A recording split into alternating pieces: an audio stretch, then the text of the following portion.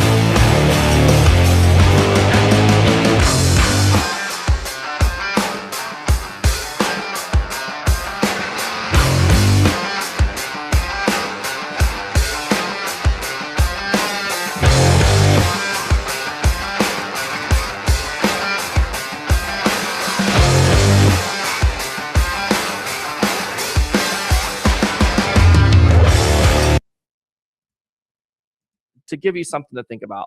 From 97 to 08, is this team the greatest defense of all time? Look at the longevity. Look at the consistency. Look at the Pro Bowls. Look at the Hall of Famers. And look at the numbers. The numbers don't lie. You can sit there and talk about the 85 Chicago Bears all you want to. You could sit there and talk about the 2000 Ravens. You could sit there and talk about the Steel Curtain. But in that day and age of the NFL, the era, if the Bucs have a quarterback and an offense that is as good as that defense, you're talking about a multi-Super Bowl winner. And we're not even having this discussion as the greatest defense of all time. I definitely think you can make the case that this defense with Rondé Barber, with Derrick Brooks, with Warren Sapp, with John Lynch, and hopefully talking to Ira Kaufman here in a couple days, Simeon Rice, that could be the greatest defense of all time. Picture that.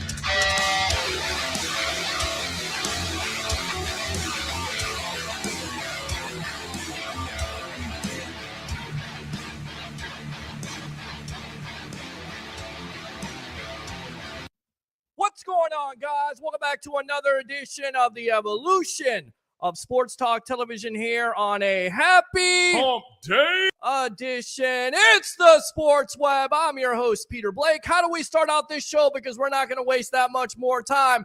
Bring your passion, bring your excitement.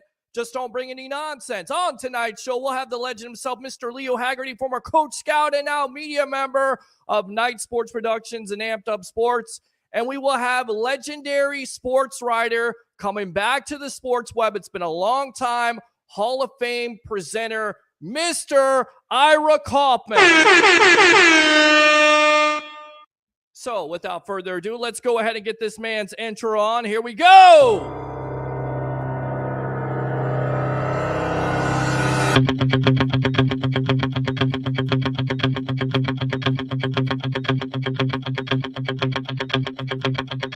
Former Coach Scout and now media member of Night Sports Productions and Amped Up Sports, Mr. Leo Haggerty. Welcome to the Evolution of Sports Talk Television. How are you doing tonight, my friend? I'm a happy camper, Peter. Phillies no-hitter tonight. Lorenzen, that's big. 14th all-time in Phillies history. That just came over. And I will say this, the sage of Tampa Bay, like I said, Hall of Fame presenter, Joe Bucs fan, does great work. I was listening to his podcast. It's been a long time since we had this man on. Ira Kaufman, welcome to the Evolution of Sports Talk Television tonight. How you doing, my friend? Mr. Blake, this is one hell of a production. I nominate you to work the Beyonce show next week at Raymond James Stadium. Thank you very much. I appreciate that. Yeah, you know, we got to do our intros. We got to do our show, and then that's what we do here on the Sports Web Live on I Love St. Pete, the Hub, Amped Up Sports, and, of course, Bucs Life. I got to get to it because I know you don't have that much time. I love to talk to you all night long. If I could get an hour with Ira Kaufman, I would definitely make it happen. With that being said, you're going to have to buy a meal to get that, Peter. Hey, I'm all about buying meals. Let's buy wings. That's got Ocean Prime written all over it, Blake. Over it. Hey, I'll take you to Ocean Prime over everybody else. I tell you that right now because I'll just sit down and listen to what you have to say. But how do you feel about Rondé Barber after 6 years finally getting into the Hall of Fame? Welcome to the Sports Web. Well, it was a tremendous relief because I take this stuff very personal. I've been around these guys. I know what it means to them. I know what it means to their families. John Lynch took 8 years. After about 4 years, I kept seeing Lynch's wife at the Super Bowl. She's giving me the sideways glance. He didn't say anything, but I knew what she was thinking. Hey, how about letting somebody else give the speech, Ira? you're not getting the job done. But it was too easy for me with Sapp and Brooks. I mean, Leo could have got Brooks in. That's how easy that was. And then, Dungy, not too bad. And then came Mr. Lynch, who didn't have any statistics really to back him up. And a lot of these guys had never seen Lynch play. And then you got Rondé, who's got every statistic imaginable. And then, I've told Leo many times, we've had this discussion. He said, well, and he pushed back on Rondé. I said, yeah, they're calling him a system corner. Well, when I talked to Chris Carter a couple of years ago about Barber, I told him what the criticism of Barber was. He said, Ira, if you took all the players out of Canton that played in the system, you'd be left with Lawrence Taylor and Barry Sanders. That would be it. So that was enough for me. Buck fans think Rondé should have been in year one of his eligibility. You got to remember something, guys. His first 3 years of eligibility, he didn't even make the list of finalists. He wasn't on the 15. There was no speech for him. I was not involved. And the fact that it took him till year 4 to even make the list tells you that it was not going to be easy sledding for Rondé Barber for whatever reason. Guys, and this, Buck fans, they're no different than anybody else. People in Pittsburgh are screaming about Hines Ward. They can't believe it. Where's Hines Ward? I got Buck fans telling me now you got to start working on Simeon. Where's Allstott? That's the nature of football. And I think it's great to see that kind of passion. But if I can speak very frankly to you two, I think I might be done in that hall for a good long while. I don't like that. But Evans has got 4 or 5 years left, and then he's got to be retired for 5 years. I'm pushing 70 over there, Coach. I don't know if I'm still going to be on that board in 10 years. How does it work out? Take us behind the curtain here, Ira, and how you present the case of these great Hall of Famers, like a Derek Brooks, a Warren Sapp, a John Lynch, and of course a Rondé Barber, and of course you got Leroy in too. Well, and Ed Sable was my first one, the founder of NFL Film. You got to tell the Ed Sable story. All right, to tell that one. All right, Pete. I had been talking up for about 2 or 3 years, and I joined the board in 2005. And I would talk to some of the voters. How come Ed Sable's name never comes up? How come Ed Sable's name? Well, finally, he made the 15. And of course, they didn't have a special category back then. He had to fight against the players, which is very, very difficult. And in those days, the coaches, they didn't have a separate category. Tony Dungy had to fight against the players. Tough. And so when he made the list of 15, somebody from the board said, hey, Ira, you're the guy that's been talking up Sable, and now he's up for discussion. So why don't you do it? I said, okay. I didn't realize the pressure I'd be under. The guy was 95 years old. I had never met him, but I certainly knew about NFL films and the impact on the league. So I went about my business. And John Madden, God bless him, it was like 2 days before the Super Bowl that week in Dallas. And, he was given some kind of an award out. And then I waited till that was over. And then I went up to him and told him that I was making the speech for Ed Sable on Saturday. What he got for me. And he gave me this great line about, what's the NFL except for its history? And we wouldn't have any history without Ed Sable.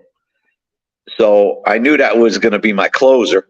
And guys, I've done a lot of speeches, rotaries, whatever. A little bit of humor goes a long way. Leo knows that. But as long as you don't fall flat, that's the worst thing. Don't fall flat, but a little humor can help. So I came up with this story. And I looked at, around the table at 45 other voters. And I said, I want you to picture yourself, the winter of 1971. Here I am, 16, 17 years old in Brooklyn, living at home. And on a Saturday night, instead of going out with Muriel Berkowitz, I made up a name. There is no Muriel Berkowitz. But I figured it was a perfect name. And I said, instead of going out with Muriel Berkowitz on a Saturday night, I'm watching the Cowboys and the Redskins in the NFL game of the week. I said, Ed Sable stunted my social life, but I love him anyway. And that's the power of NFL films. That's a great story. A couple hours later, the guy had a gold jacket. And Peter King, when the meeting ended, said, I'm coming in next year with a T-shirt that says Free Muriel Berkowitz. And and I didn't have, I didn't have the gall to tell him I made up the name, Coach, but I did. When you're in that room, you use whatever you can. I'll give you one more quick story, Pete. For Warren Sapp, who was in class of 2013, first year eligible. And it was the same year that Michael Strahan was on the list. And everybody thought Strahan was getting in as a first year. And Sapp probably wasn't. So I get to New Orleans, middle of the week. I see my good friend Rick Goslin. All right, Rick, what am I looking at with this Sapp presentation? He goes, man, Ira, you got your work cut out. You got your work cut out. I said, why? He's a 2-time All-Decade player. It's very rare. He goes, they hate him. The writers hate him. They want to make him wait. They don't want to give him in his first year of eligibility. Well, luckily, a couple of weeks before that, the late, great Tampa Tribune, which I know Haggerty misses every day over his cup of coffee. Every day. So I'm in the office, and I made my calls about people that played against Sapp, coached against Sapp. And I decided to call Keyshawn Johnson. He's in Los Angeles. And I knew those two really didn't get along. So I got Johnson on the phone. Hey, Key, I'm giving a speech for Sapp in about a week. It's his first year of eligibility. Should he have a bust in Canton? There was a long pause. Keyshawn Johnson said, Ira, yeah, he belongs. He's an asshole, but he belongs. And I turned to the guy, Joey Johnston, standing next to me. I go, Joey, I just got the opening line of my Sapp presentation. And I went in that room and I told that story because I had to take the focus on Sapp's character and not signing autographs and belittling a little 5-year-old in front of his father. None of that, as distasteful as it is, Peter, it's not supposed to matter. It doesn't matter. What matters is what kind of teammate he was. And of course that came into play with Terrell Owens, but anything like signing autographs, that doesn't enter into consideration for what you did in football. And I told that story, and the president of the hall interrupted me and said, hey, Kaufman, nobody's ever used that word in this room. Nobody's ever used it, asshole. And I said, I didn't use it. Keyshawn Johnson did. And 2 hours later, and I was the 14th presentation out of 15 that day, number 14. The only guy behind me was Bob Glauber of Newsday, who was presenting Michael Strahan. Wow. Well, I sat down, and Glauber gave the presentation for Strahan. And about an hour later, they said, we have your final 5. And they went in alphabetical order. And after 4 guys, they hadn't mentioned Sapp's name, and they hadn't mentioned Strahan's name. So at that point, I kind of said to myself, well, maybe next year, not this year. Mm-hmm. Everybody thought Strahan was getting in. And then the guy said, Warren Sapp. And I took a look over at Bob Glauber, and I got to tell you, he glowered at me, half kidding. But he was sure he was going to get Strahan in. Everybody loves Strahan, big TV star. And it didn't happen. It just didn't happen. So those are the kind of stories that go on behind the scenes. I'll tell you one more, guys. Okay. Pete, this might be the best of all. This third time around for Rondé Barber, we had the meeting, Zoom call in January. We had to keep this thing secret for 2.5 weeks because we knew when the Zoom call ended who the 5 were that were getting in the hall. But you can't say anything. You can't tweet anything because when they get that knock on the door, they want it to be realistic and surprise the guy, which is difficult. It's difficult because they end up calling the guy's wife to make sure that he's home on a certain day, surrounded by his family. And then sometimes the wives tell the player they can't keep a secret. And then the player has to feign surprise when they get the knock on the door. So anyway, I'm doing my due diligence on Rondé Barber, and I got Andy Reid. You know, who's better than Andy Reid? I mean, he's the guy that Barber sped past on the 92-yard interception return. He went right past the Eagles sideline with Andy Reid standing right there. Couldn't believe what Barber had just done. You know, and I got some players that played against Barber. And then I decided, you know, I'm going to visit the old ball coach. I went to see Gruden in his office. He's got an office in Tampa. Mm-hmm. I walked in, his assistant. Hey, is coach here? Yeah, he's upstairs. He's working out. I go upstairs. Gruden's on the treadmill. Hey, what are you doing here? I said, well, I'm making a speech for Rondé Barber in 2 weeks. He stopped the treadmill right then and there. He grabbed me by the shirt collar. He kind of put me up against the wall. I thought he was going to frisk me. He goes, Kaufman, if you don't get Rondé Barber a bust in this class of 2023, I don't want to see you anymore. You're not welcome around here. I could feel the passion that Gruden had for Rondé Barber. I come to find out later, Rondé Barber's his favorite player. His favorite player. The guy coached Jerry Rice, Charles Woodson, Tim Brown, Sapp, Brooks, and Lynch. Rondé Barber is number one for John Gruden.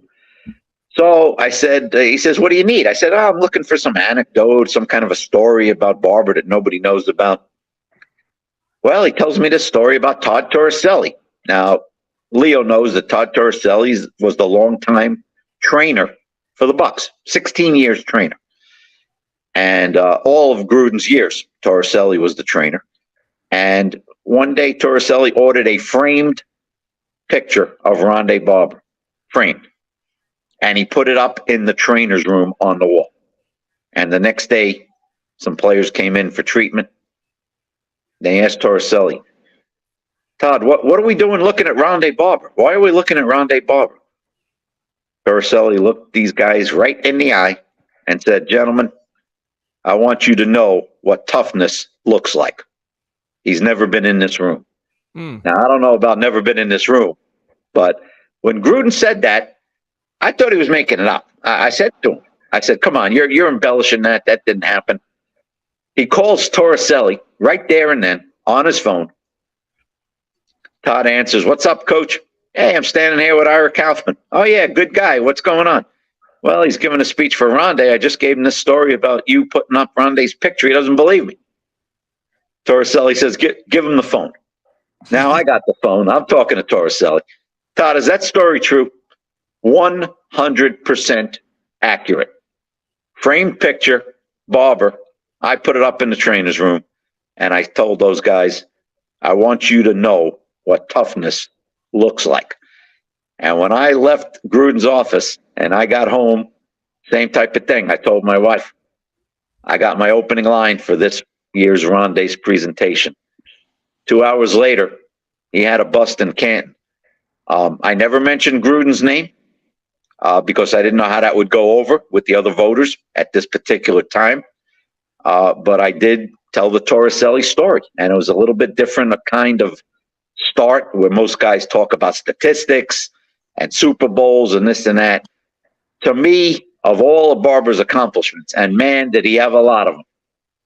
His durability, just it's unbelievable. It's just incredible that guy could play 215 straight games, and the next defensive back on that list of durability is Willie Wood, who played in Super Bowl one.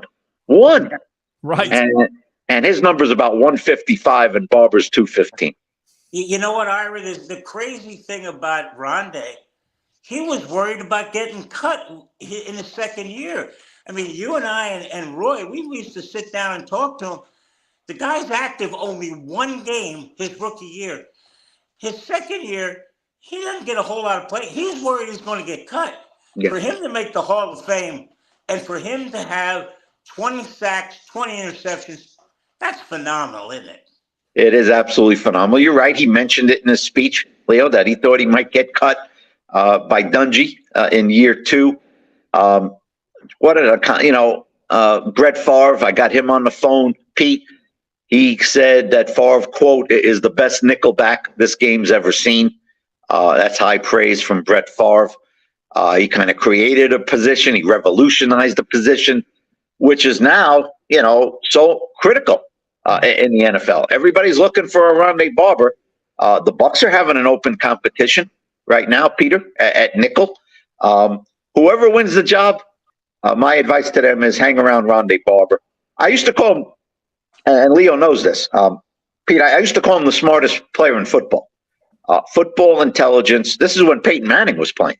Mm-hmm. I said, Barber is the smartest football player in the league in terms of breakdown of film. He was a film nut. Guys, he's 5'10". He's a $175, and he's not super fast. He's not Darryl Green. Decent speed, nothing great by NFL standards. To make the haul, like Leo said, the perseverance, the drive by Barber to prove people wrong. Pete, that chip on your shoulder goes a long way. Well, that's it. I mean, and he even said it in his speech. He's not Darrelle Revis. He was never Darrelle Revis. He wasn't one of those guys at the end of the day. But, like he said, that's the one thing that fires you up. I know when I do this broadcast, this is the one thing that fires me up. People say, hey, you can't do a TV show. You can't do a radio show. I show you every night I can do this here on the Sports Web. We got the great Ira Kaufman. We got the legend Leo Haggerty here. It's the Sports Web. I'm, again, your host, Peter Blake, giving you something to think about. Yes, Leo. Ira, I know you got to go, and this is going to be a short story, but you got to tell our listeners and viewers how Brett Favre was presented. Well, I assume, Leo, you're talking about ladies and gentlemen, Brett Favre, and the guy sat down, Pete. Nope. And that's what you do. Now, I didn't do it for Derek Brooks because, to me, it's a little presumptuous, Pete. It's a little presumptuous. I think it leaves a bad taste. Although, if I had Jim Brown, I'm going to say Jim Brown and sit down, Lawrence Taylor. And Brooks, he might be in that class. He might be a notch below. That's no knock on Brooks. You're talking about the all-timers. By the way, I don't know if you guys have ever brought this up, but Deion Sanders, who I disagree with about 98% of the time, he's got this crazy idea, because he's Deion Sanders, of course, where he wants to create a penthouse inside the Hall of Fame, for maybe 25 or 40 guys out of 370 who stand alone. The Jim Browns, the Tom Brady's when he gets in, guys like that, the Joe Montanas, Barry Sanders, of course, Jerry Rice, of course, Reggie White, guys like that. I think that's a stupid idea. I reject it. These are all Hall of Famers. That's good enough for me. And once you get in, Pete, nobody asks you how many years it took to get you in. Nobody asks. You got a gold jacket. You got a bust. You're in that hall of busts. And it doesn't say on the bus stub, took 8 years to get in. It doesn't do that. So, Deion, if you're listening, drop that idea. It's very chauvinistic. And I guess the assumption, Leo, would be that Deion's in the penthouse. Maybe he is. But I think it's a dumb idea. Yeah, it's definitely a weird idea. And I got to get this question out, and then we'll get you out of here. Once again, Ira, appreciate the time. As always welcome on the evolution of Sports Talk Television. A lot of Bucs. Hey, wait a minute. I'm giving you guys 10 more minutes. Keep going, Pete. All right, 10 more minutes then. We got 10 more minutes with the great Ira Kaufman. And I would take questions if we could, but we're going to stick here with asking questions. Simeon Rice. We don't want you to be done, Ira. You're 70 years old. You're only as old as you feel. You don't feel like you don't seem like you're 70 to me. Can you get Simeon Rice in? And why do you think voters haven't got Rice in at this point? I must correct you, Mr. Blake. I have a birthday Friday, 69. Let's not push me to 70. Happy birthday! And Leo, I'm so warped at this point that I'm going to the Buck preseason opener on my birthday. That's what I'm doing. You're a sick man. It's not preseason, Ira. It's exhibition season. And my wife and I are going out. We're going out the next night to a nice place. Yes, we are. Now, let's get back to Crazy Simeon, who, by the way, I was a little surprised and disappointed. He didn't come to Canton on the weekend. I was a little surprised. I saw all these Bucs, the Brad Johnsons and all Stotts and, Brian Kelly and guys, and no Simeon Rice. I was a little surprised and disappointed. But as far as Simeon's candidacy, I think he's a little bit stuck in the mud. I really don't know why. He's only made the semifinalists, which is 25. He's only made that twice. He's been eligible for a long time. I think his last year was 07. And so then 5 years of retirement. So he's, for the class of 2013. Since then, he's been eligible. He's only made the 25 twice. He's never made the 15. So Buck fans who want to blame me about Simeon Rice, I plead not guilty. I've never made a speech or a presentation for Simeon Rice. I never have. Never been given the opportunity. He's got 122 sacks. It's a very good number, especially considering the number of games he's played. He didn't play 20 years like some of these guys and become a compiler. Simeon Rice was not a compiler. I was at the Super Bowl in San Diego, and I said when the game ended, Simeon Rice could easily have won the MVP award. He was great that day. But they counted the votes early, and, Dexter Jackson was a star early, and he got the MVP. I'm not knocking Dexter Jackson, but Rice was great. He's a very good postseason player. Coming off that right edge, that strip sack, he was great at it. I would say ordinary against the run. No better than ordinary. But, man, 3rd and 9, when he was unleashed, he was a force around that right end. And boy, does this current Buck team miss that kind of force around right end because they don't know quite what they got with Tryon Shoyinka and Diaby's a rookie. So we will see. But anyway, Pete, I see guys are starting to pass Simeon Rice. I think he's 15th or 18th on the all-time list.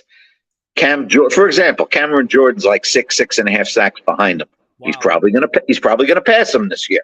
Right. And Jordan won't be the last guy in the next few years to start passing him. John Abraham's looking for some action. He wants to get in. Dwight Freeney wants to get in. There's competition. Now, next year, the first-year eligibles, which is the first thing I always look at. Who's the first-year eligibles? Are there any knockouts like this year was Joe Thomas and Revis? You can't deny that. Well, next year, the big name is Julius Peppers, a defensive end, just like Simeon Rice. Mm-hmm. Peppers has 155 sacks. And let's face it, Peppers was better. Rice would never say that. Mm-hmm. Peppers had a better career. I don't feel any shame in saying that. Peppers was an all-timer. I believe he's going to get in his first years of eligibility. I'm probably going to vote for him. But that's what you look at. Now, if Simeon somehow makes that list of finalists, I'm going to give it my best shot. I'm going to talk to some premier left tackles who had to battle him. I'm going to talk to Orlando Pace. What was it like lining up against Simeon Rice? But, guys, until he makes that list, my hands are tied. If you had to strap me down to a lie detector, I think it's going to be difficult. Not impossible, but difficult. Ira, let me ask you this question. Go ahead, Leo.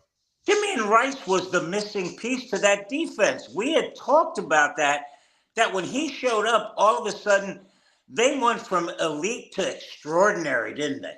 You're right. You're not wrong. I believe he came over in 01. Mm-hmm. And then they won it in 02. You're right. He did lift them up a notch. There's no question about it. He played off Sapp's right shoulder. Boy, what a right side of that D-line that was. And then Brooks is standing right behind those two. I mean, on the right side. Wow. That is, and then Barber's on the right corner, or in the nickel. So anyway, Leo, your point's right. They were a great defense in '99, Leo, and they didn't have them. I mean, that was a fabulous '99 defense. Let me interrupt you and ask you this question. I will take it to my grave. Bert Emanuel caught that football. What's your opinion? That would have been one of the all-time great playoff wins in NFL history. Yeah, I mean, it would have been 6-5. I mean, unbelievable. Nobody could have believed that. Greatest show on turf. In a way, that might have been the Bucs' greatest defensive performance, all things considered. And then Ricky Prohl, right, Leo, catches that ball. I believe it was over Brian Kelly. Kelly missed it by about a quarter of an inch. Yep. But blitz, by the way, which the Bucs barely ever did in that game or that season at all. I mean, they're Tampa 2. They're zoning up, and then they try to blitz, and then, of course, when they try to blitz, they get burns.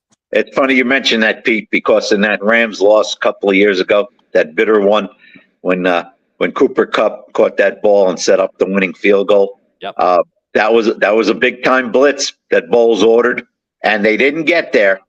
And when they didn't get there, I think they might have rushed 5 or 6, and Stafford had enough time. Then they didn't have enough help on Cooper Kupp, who saw what happened. Yeah, they did. One more question, real quick. When the Bucs and the Eagles, we were up there in Philadelphia and we were out in San Diego. The Bucs defense from '99 to 2002. That's got to be one of the top 3 defenses ever. And when they went third down, everybody else is making 4, 5, 6, 7. The Eagles used to run 8 guys in. The Bucs made 1 substitution. Al Singletary came out, Brian Kelly came in, and Ronde went to the nickel. Think about that. They had 10 guys that were every down players. That's unheard of now, isn't it? Absolutely unheard of. You're right, Leo, for a stretch. When the Big Four played together, Ronde broke in '97, and then by '04, Lynch and Sapp were gone. So that span, what a defense! What a defense! And remember, Pete, the '03 opener when they were defending champs, they shut out the Eagles on the road. Philly. In Philly. I thought the Bucs were going to be even better in '03 than '02, but I want to make one more point.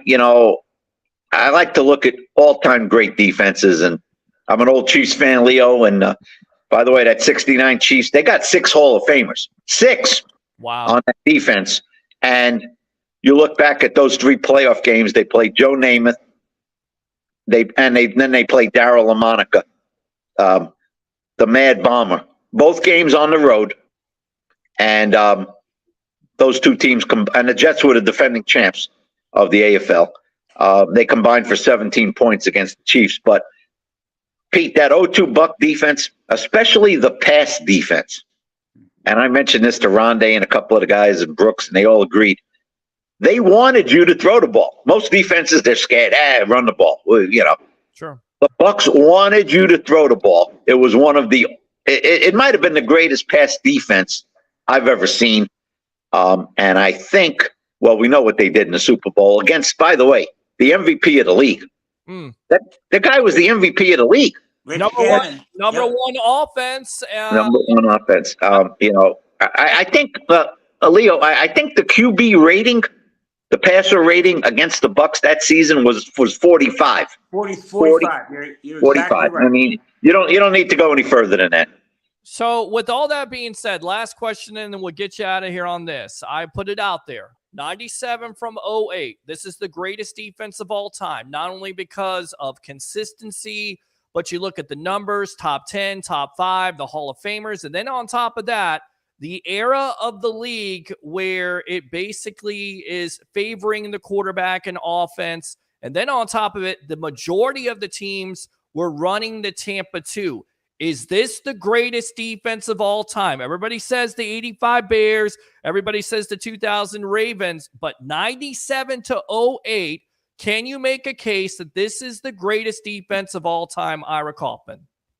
Mr. Blake, I believe you're pushing it. I believe you're pushing the envelope. I'll tell you why. Okay. I think you could start with 97. 97. Ronde played 1 game. All right. Pete, I am not going to stretch that to 08. I'm not. First of all, Sapp and Lynch were gone. in 04. You got to remember that. Right. Pete, also, to be fair, 04, 03, they had a bad year. 04, they had a bad year. 06, they had a bad year. So I can't go there, Pete. I can't. I think the Steelers are the gold standard. The Steelers are the 70s.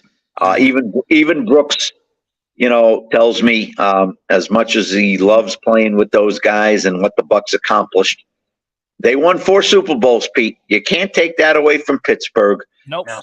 And the first 2 of them were strictly on their defense. I know they had Bradshaw, but that was a defensive team. The last 2, which were 78 and 79, they had a really good offense also with Stallworth and Swan. But Pete, you got to remember, in 76, when the Steelers didn't even make it to the Super Bowl, they had one of the greatest defensive runs ever, maybe the greatest. They gave up 13 points in 9 games, Pete. I mean, it was unbelievable. Everybody was hurt, and the quarterbacks were hurt, and the running backs, and they just shut everybody down. So let's give the props to the curtain, Pete. Joe Green, Jack Ham, Blunt, Donnie Shell, and the gang, and Lambert. I mean, there's a bunch of them. You could make a case for L.C. Greenwood. I got to go with the steel curtain, Pete, but I understand your point, but I'm not going to push it to 08. All right, fair enough. Ira Kaufman, go ahead and promote yourself here on the evolution of Sports Talk Television, my friend. All right, when the Trib folded in 2016 and robbed, Mr. Haggerty of his morning read with Tom McEwen and the crowd, I was lucky enough, at the age of 62, that is very traumatic to be out of work. 1 minute you had a job, and the next minute 200 people were out of work. I mean, that's how fast it happened. They sold the paper to the Times. The Times folded us. Didn't even let us put out a final edition, Leo. No final edition. I thought that was horrible. Horrible move by Paul Tash.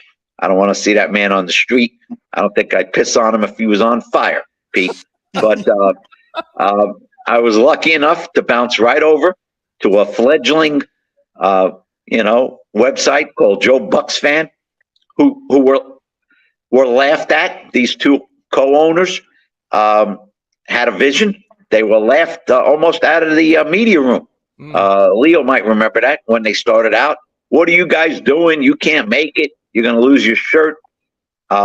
And they thought that they could appeal to the die-in-the-wool Bucs fan that bleeds buck and that craves constant information.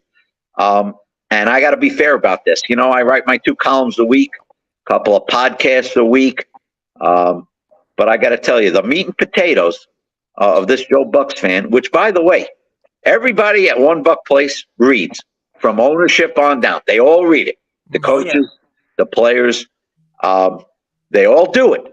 Even people from out of town, they go to, that's their go-to place. Their website visits dwarf everybody else.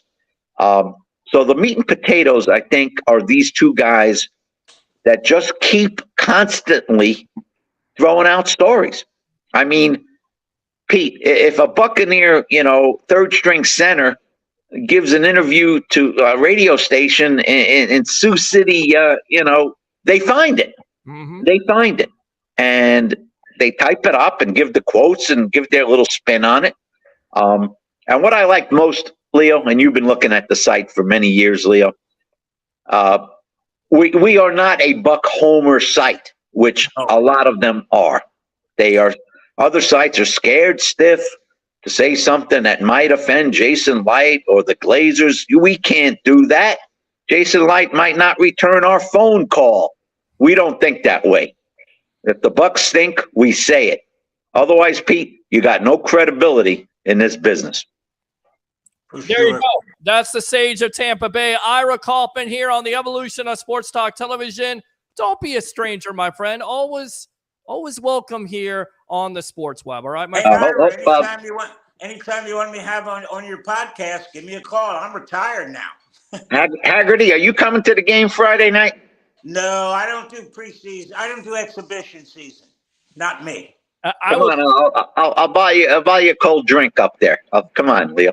Thank you so much. All right, take care, guys. It's been a pleasure. All right, appreciate you. Ira Kaufman right there, the sage of Tampa Bay. Thanks a lot for his time. Mr. Leo Haggerty, you want to go ahead and promote yourself? You were out there at USF. Go ahead and talk about that a little bit, and we'll get you out of here on that, my friend. You know what, Peter, real quick. The one thing Ira and I talked about was Sapp. And he said, I don't think he's going to get over Strahan. I said, Ira, here's your push. How many people have said they're looking for the next Warren Sapp? He said a bunch. I said, how many people have ever said they're looking for the next Michael Strahan? He goes, that's a keeper. I said, and that was helpful.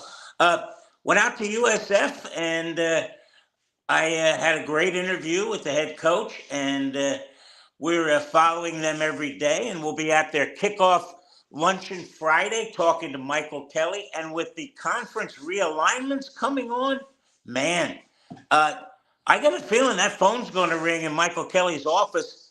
Somebody's going to say, hey, how about come play in our sandbox? When you're the 13th largest TV market in the country, that's pretty appealing to a Power 5 conference. So, yeah, go to Amped Up Sports. I'm doing my daily memo. That's there. We're posting an interview with a player or a coach every day. And you know what? When in doubt, what do we say, Peter? Book it, Dano. Book it, Dano. Absolutely. Let me go ahead and get your sound effect on. I think this is it. Book him, Dano. There you go. And I tell you right now, you're going out to the luncheon on Friday. Send me a link, or I'll send you a link, and we'll get you on live with Michael Kelly, and maybe we'll break some news here on the evolution of Sports Talk Television, the Sports Web Live on Amped Up Sports. How about that? And Peter, if you want any questions asked, you send them out, and I'll make sure I ask them. Sounds good, my friend. Appreciate the time. As always, the legend himself, Mr. Leo Haggerty. Thanks. Hey, I'm so glad we could get Ira on. He is the best. He is the best. And hey, Roy Cummings next week. Next week. Sounds good, my friend. Leo Haggerty, thanks a lot for your time here on the Sports Web. I tell you what, let's take a quick break because we got to pay our sponsor, if you will. This is the Sports Web. Keep it locked. Are you an athlete or professional struggling with life or career transition? Life isn't always easy, but hope is always present. Best Hope Counseling will help you move forward. For nearly a decade, licensed marriage and family therapist Larry Baumgartner has helped clients empower change and discover solutions using a solution-focused therapy approach. Conversations will focus on what you desire to change, not just the problems that brought you into counseling. From anger to depression or other emotions, Best Hope Counseling is there for you. Contact Larry personally on his direct line at 727-946-1346. Again, 727-946-1346 for a telehealth appointment in Florida and Minnesota, or in person an appointment in Minnesota. Take time out and begin your game plan to reconnect, rebuild, and restore happiness in your life. BestHopeCounseling.com.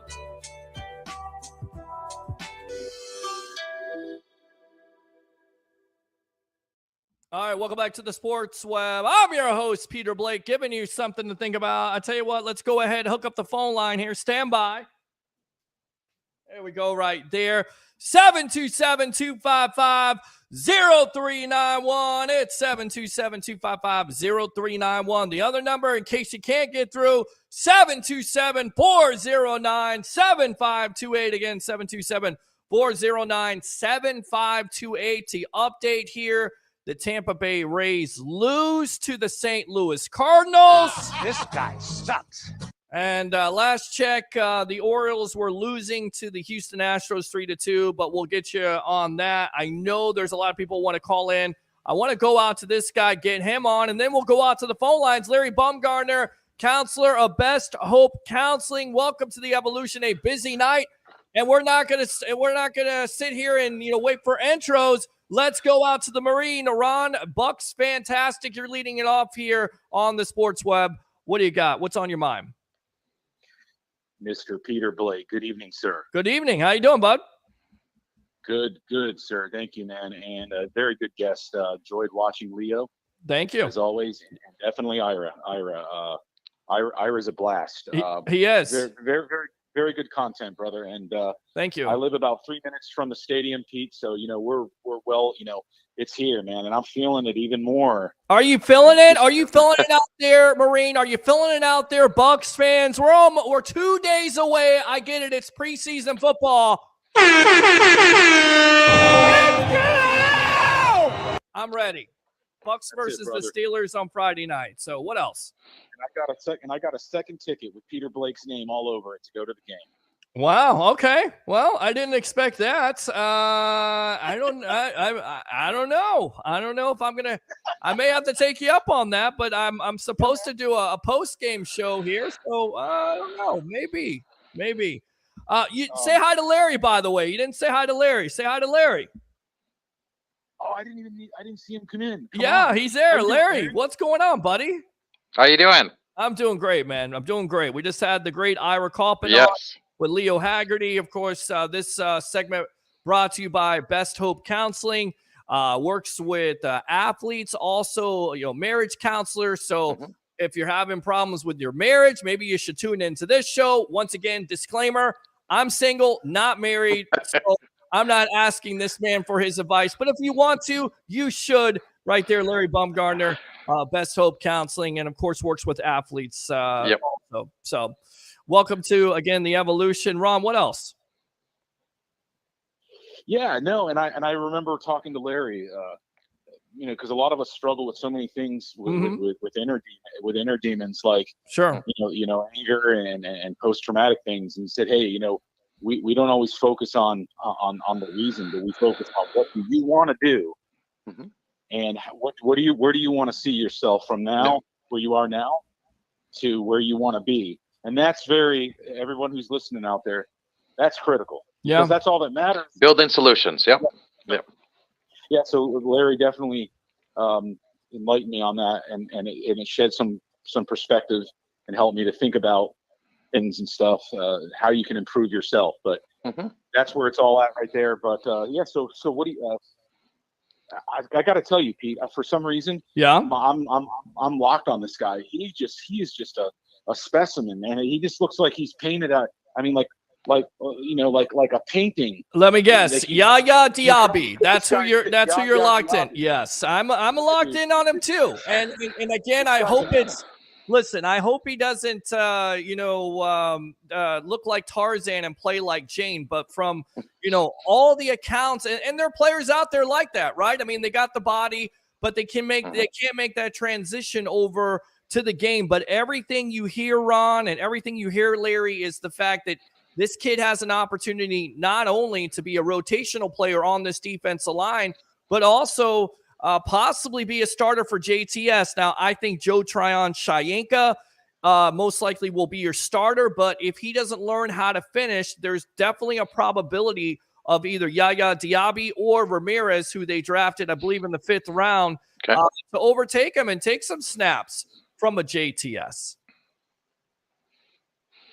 Yeah, I think that. Yeah, certainly. Go ahead, Ron. But I think that certainly is a possibility. We got to see what happens here in training camp. But the job is open, and see who can kind of persevere and make the best of it and take that over.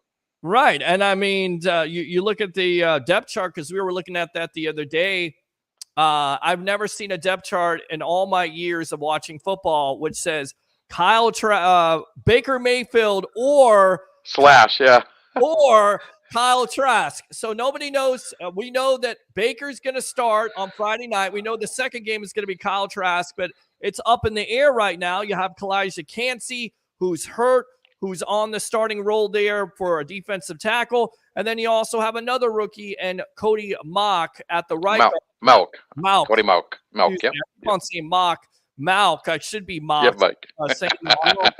On the right guard spot. Go ahead. Cody Mauch. Yep. Yes, Cody Mauch. Yeah, no, that's another kid that I've got drawn some attention to that I think is going to be really good. It's hard to tell, because we haven't seen him playing a game yet. But I think at the position, the importance and the need at that particular position. You know what I mean? And the coach I heard on a press conference was saying that he could probably even play any 5. I mean, he's that skilled, right? He's like great blocking technique, and I'm rooting for him as well. He's born and raised near where I'm from, up in the North Dakota, Minnesota area, and very proud of him. And it's only going to be a big fan of number 69.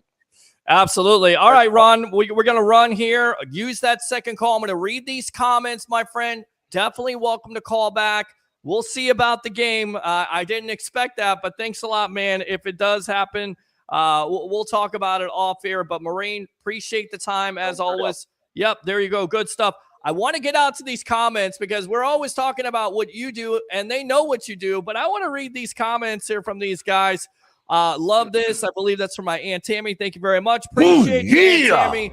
Roger Shoe says first. Acknowledge me. Roger Roman. Yeah, hurry up. Dynamite is on. You also went to a wrestling event, and you're a wrestling fan. So yes. Very versatile. We're gonna keep you around. Offensive lineman, we're gonna keep you around. Talk some wrestling. As we got Turnbuckle Talk coming up here with Ralph Williams, no Mark Mancini tonight. So you said you wanted a shorter segment. I don't think so. I think we get a longer segment tonight. Okay, let's go. Can't wait for Friday. I mean, I know you're in Minnesota. A lot of people right now are looking forward to the Vikings, but you also have to be excited about the Tampa Bay Buccaneers. Even though it's a preseason game, it's football. It's the first one. I mean, how do you feel about the preseason game number 1 versus the Pittsburgh Steelers? I'm excited football is beginning again, right? We have the Vikings actually playing tomorrow night against the Seahawks, and I want to see if I can listen to that. But obviously the Bucs too, right? I mean, I spent 15 years there, just north of Tampa, and I'll root for the Bucs as well, right? And so to finally get this exhibition games right started or get football back is going to be exciting. And I think what's a great thing is just there's so many like different storylines within the team, right? I mean, like whether it's the quarterback situation, whether it's rebuilding an offensive line, right, with Cody Mauk, whether it's the defensive line, right? I mean, just like all these kind of different things with the draft and all this kind of stuff. There's so many different storylines and so many different things that can happen. We're just all kind of just sitting back going like, all right, awesome. Let's go. Let's get the best guys out there, right? And root for them. And you know, I don't know how much. I mean, so I guess the question I was going to ask is if Baker's going to play the first game, does that mean he's going to play like a half? And is the rotation then the second half going to be Trask or somebody else? That's what I hear. I mean, we talked to JC Allen of Pewter Report, and that's what he kind of said. I mean, I would think so, because I don't think you go from first to third string. But then again, the number one priority at the end of it is to stay healthy. You have to stay healthy. And again, you got this quarterback competition, and it certainly seems like it's a real quarterback competition because, again, you see the depth chart, and it says Baker Mayfield or Kyle Trask. Tell me something. How do you think both of these men are handling this right now? A Baker Mayfield, who, by the way, Colin Cowherd has come out, and they both go against each other and said in so many words, Baker should retire if he beat out Kyle Trask. And then Kyle Trask, who he seems like he's got a chip on his shoulder, right? But he's finally going to get that opportunity. How do you think their mental capabilities, how their minds, in your opinion, how are they differing? Well, I would say that, and actually I want to talk about this, so this is great. I feel like Baker's he might be on his last ride, you know, and I think that he has things to prove. And here's the thing, right? The Bucs leadership said that we are not going to just depend on Kyle. He's a rookie. Oh no, he's 2 years in, right? Yeah, well, he's like a rookie. I mean, he's got 9 snaps. Yeah. So he's like exactly. Yeah. So he was watching Brady and all that stuff. So the Bucs decided at a certain point that like we don't want him, or not. So we don't have enough confidence in him to just be to be the starter, right? So they signed Baker, and you know, he obviously had some rough times with the Rams, and obviously with the Browns too. But like he is given his all, but yet Trask is right there. Yeah. I mean, just being a normal fan, I thought, okay, so. You know, Baker should be here because he's a veteran. He's been around for a long time, and Trask is down here. But no, this guy is like, who's this Baker guy? I want to bust my butt. I'm going to get up to here, so the coaches have to decide who's going to be better. The confidence this Trask guy has, the motivation to feel confident enough to say, this is my job too. I know Bucs leadership decided that I wasn't really the one that they wanted to per se go with or have me be in charge, but he is finding this competition and he's putting Baker on alert, saying, if you don't get any better, you'll be on the bench and maybe something else will happen to you if you don't get your stuff together. And I think that's just amazing from this UF quarterback, right? For Trask to do that and to have that confidence and to be able to learn under Brady and obviously, Arians and Bowles and all that kind of stuff. I think it was Arians who it up, but like just to learn that stuff and to say like, this is my year. I don't care you sign this veteran, whoever it may be, right? But I'm going to push the envelope, and I'm just so proud. I think it's just so awesome that Kyle is putting this effort into it, and coaches are raving about him. They really are. And I think a lot of people like myself here and a lot of sports broadcasters out there consider this quarterback competition to be null and void because you got Baker Mayfield, who has 69 games. But sure enough, do you think Baker has more pressure on him because he's done it? He's expected to take the starting job. And do you think Trask is playing basically with house money?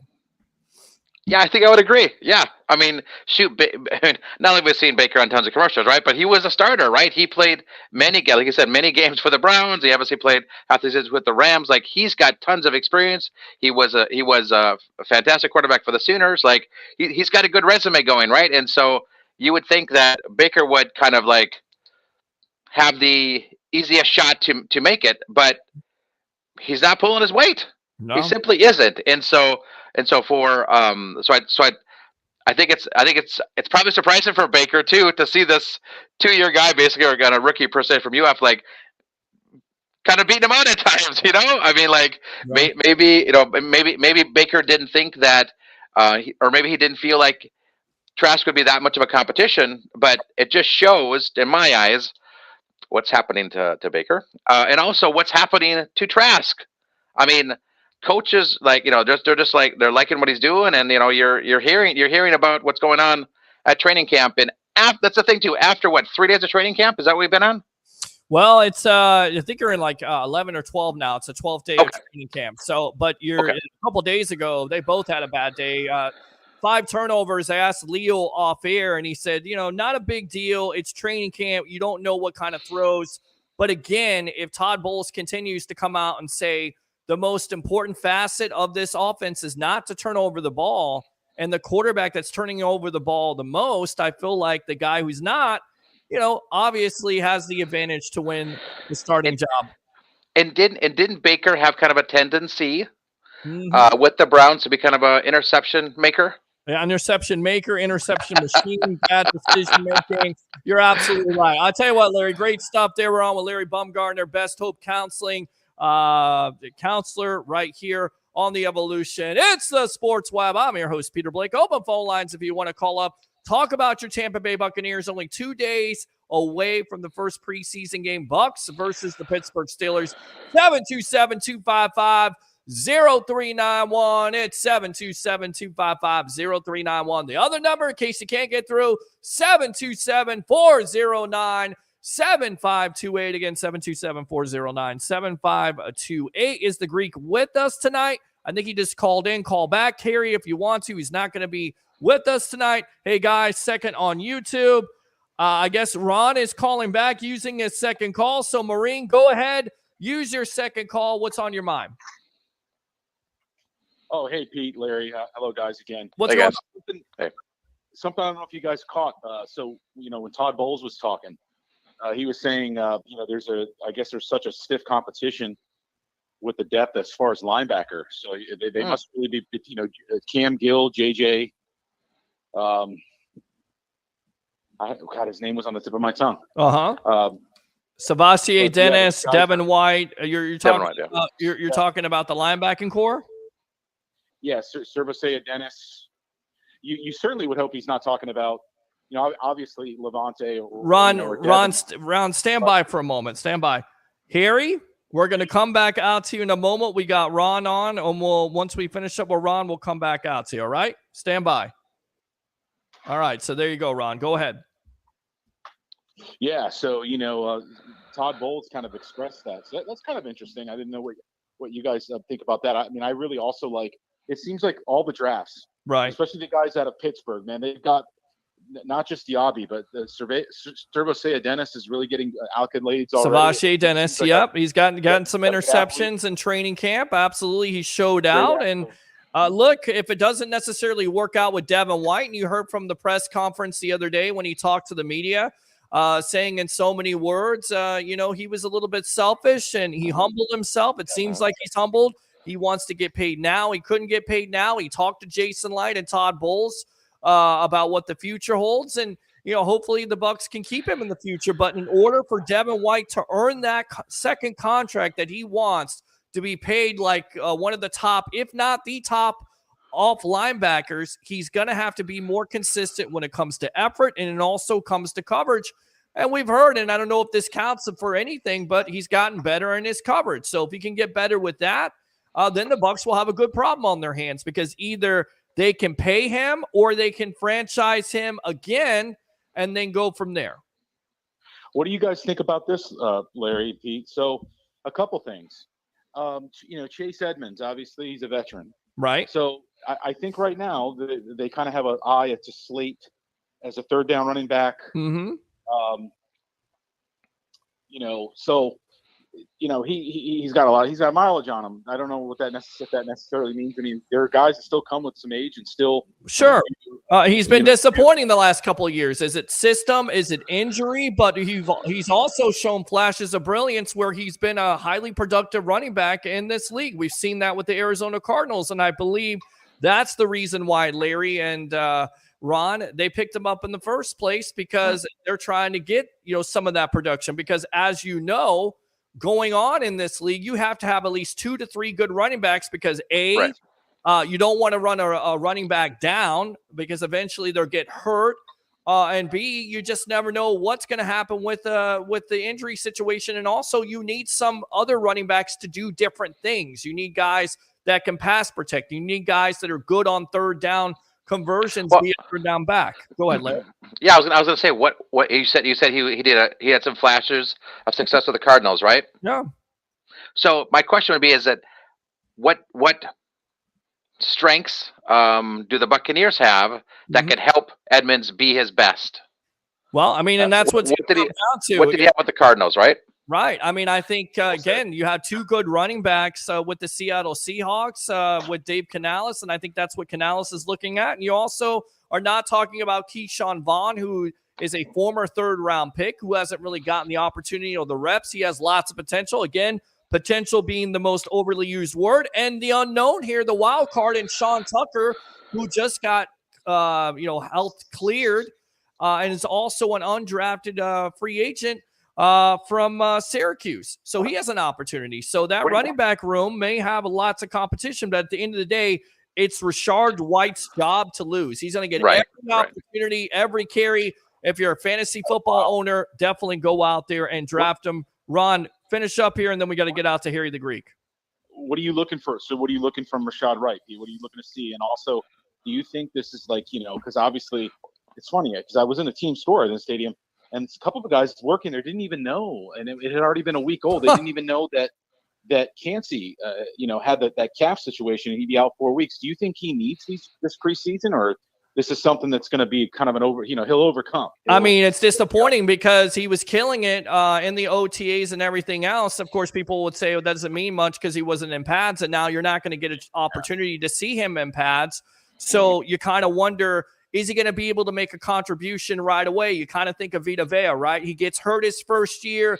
He's kind of slow going, and then eventually he'll make an impact in his second year. You hope the same thing doesn't happen with Cansey, because I think the Bucs and Todd Bowles have big plans for him. So to answer your question, big time. Is it disappointing that he's hurt? Yes, but the Bucs are being safe about this because they don't want this to be an ongoing problem where the calf is a lingering thing, and it's like a Russell Gage situation where it seemed like he was hurt all year long last year, whether it was a hamstring, calf.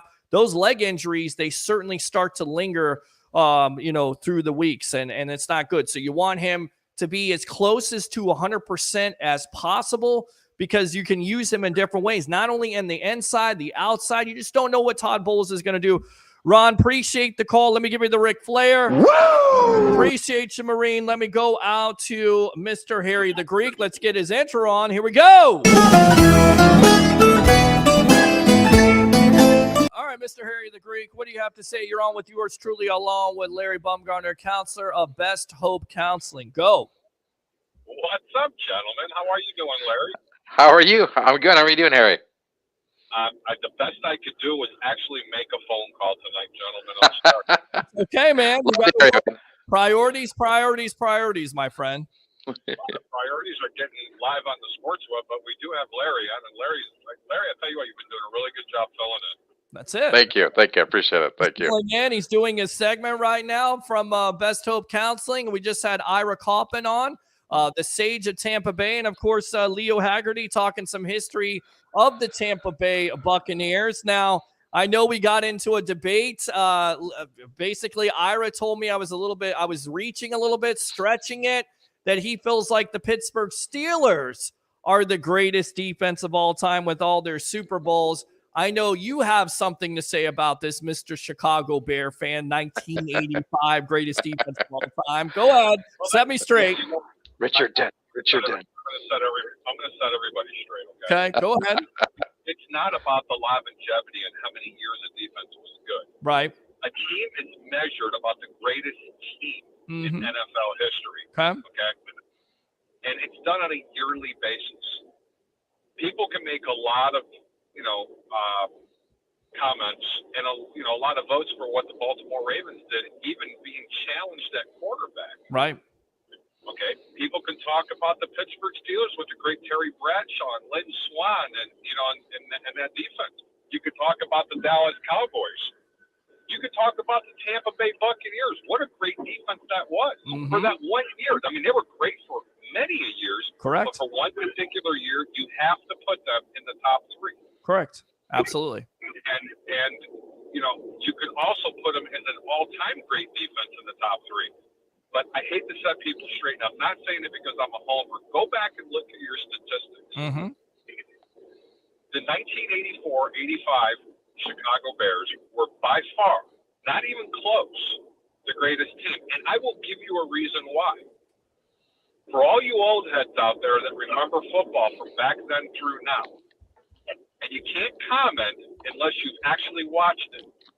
I have personally been to football games when the Bears were on the field with the opposing team in an opposing stadium, and they're doing calisthenics and warm-ups to get ready for the game, and you see the Chicago Bears defensive line and defense at midfield doing nothing but staring at their players.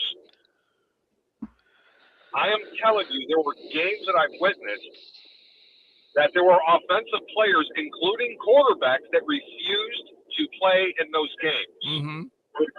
They did something that no team ever has done since I have been alive, and they instilled a fear in opposing teams.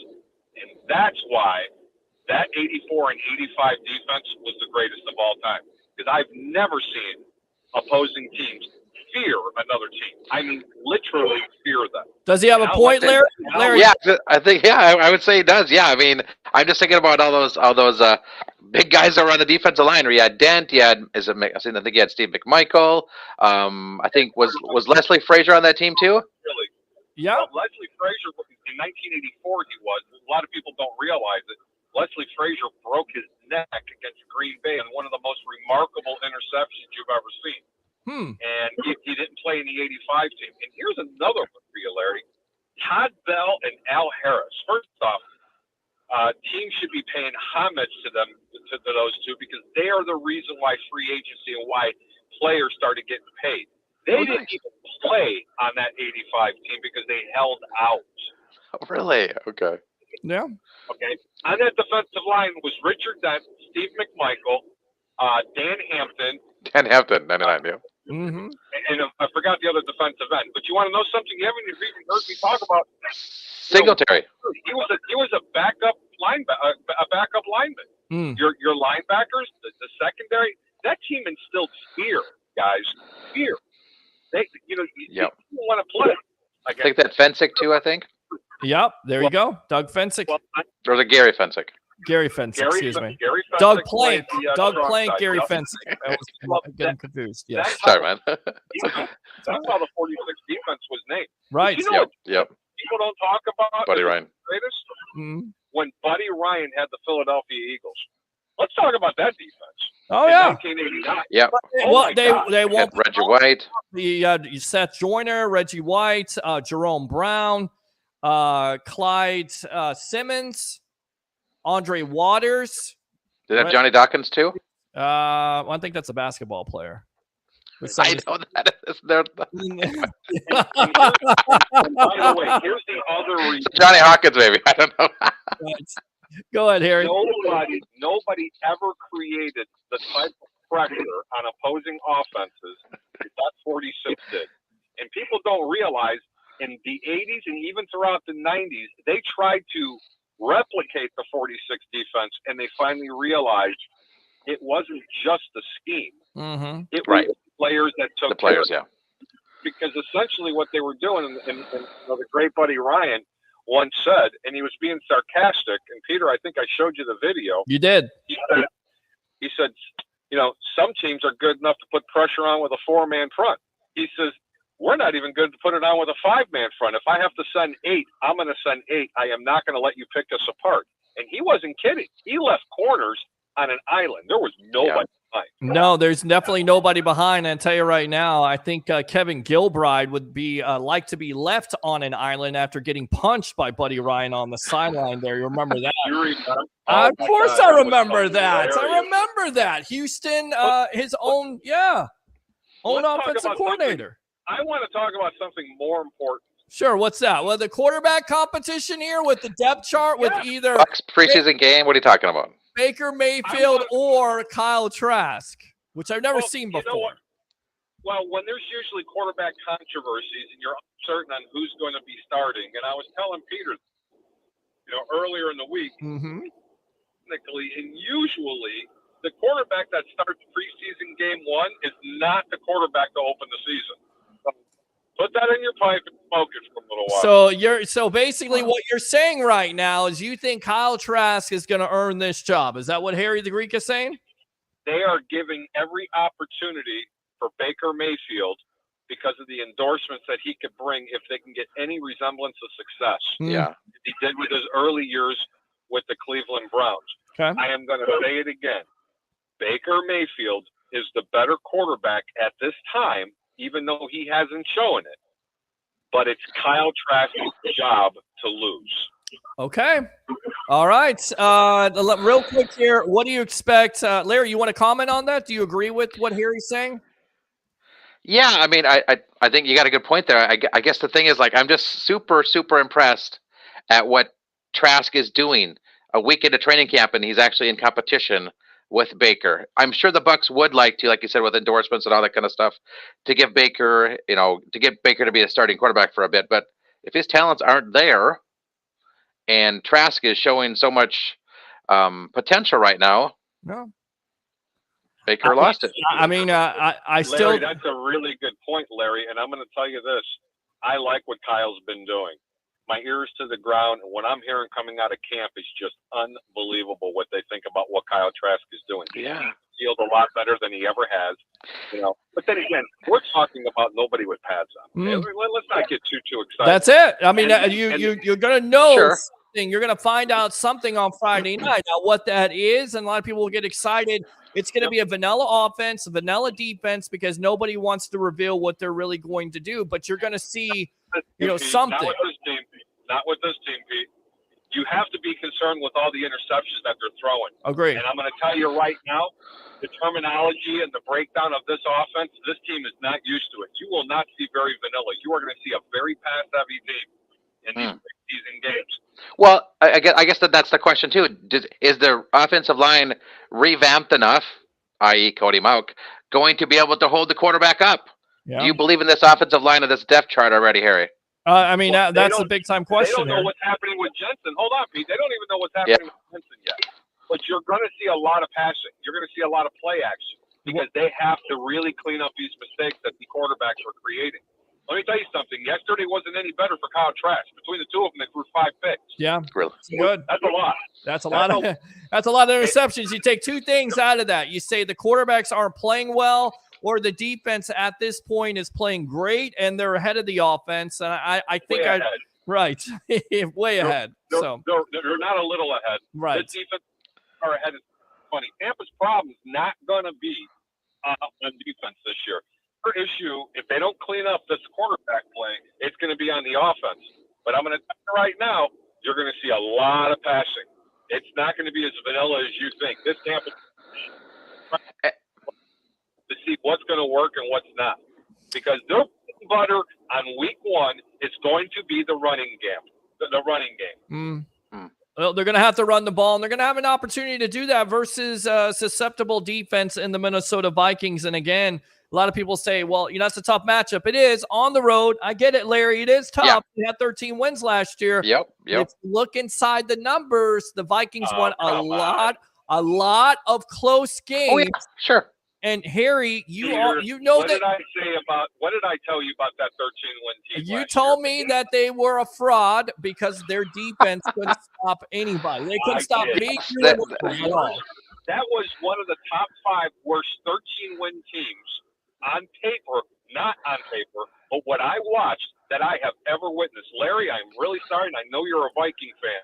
It's not because I'm a Bear fan.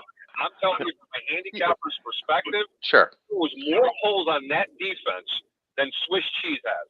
No doubt about it. No, I would not disagree with you whatsoever. And what we had to do is we had to make some comebacks, right? Kirk had to throw it a certain way, or JJ had to catch a ball, or whatever. Got some running obviously on a Delvin Cook, whatever it may be, and then obviously we get Greg Joseph to kick the winning field goal. How many times did that happen? 5-6 times last year. So we won by 1 or 2 points.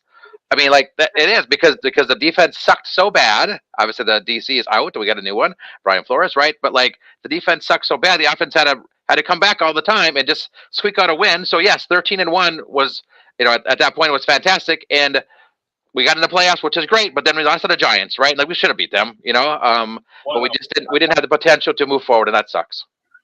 I won an absolute small package in that game against the Giants. And I'm going to tell you who that team reminded me of, Larry. Who they reminded me of the 03-04, right around that area with the Chicago Bears when Jim Miller was quarterback. The only difference was the Bears had a really good defense at the time.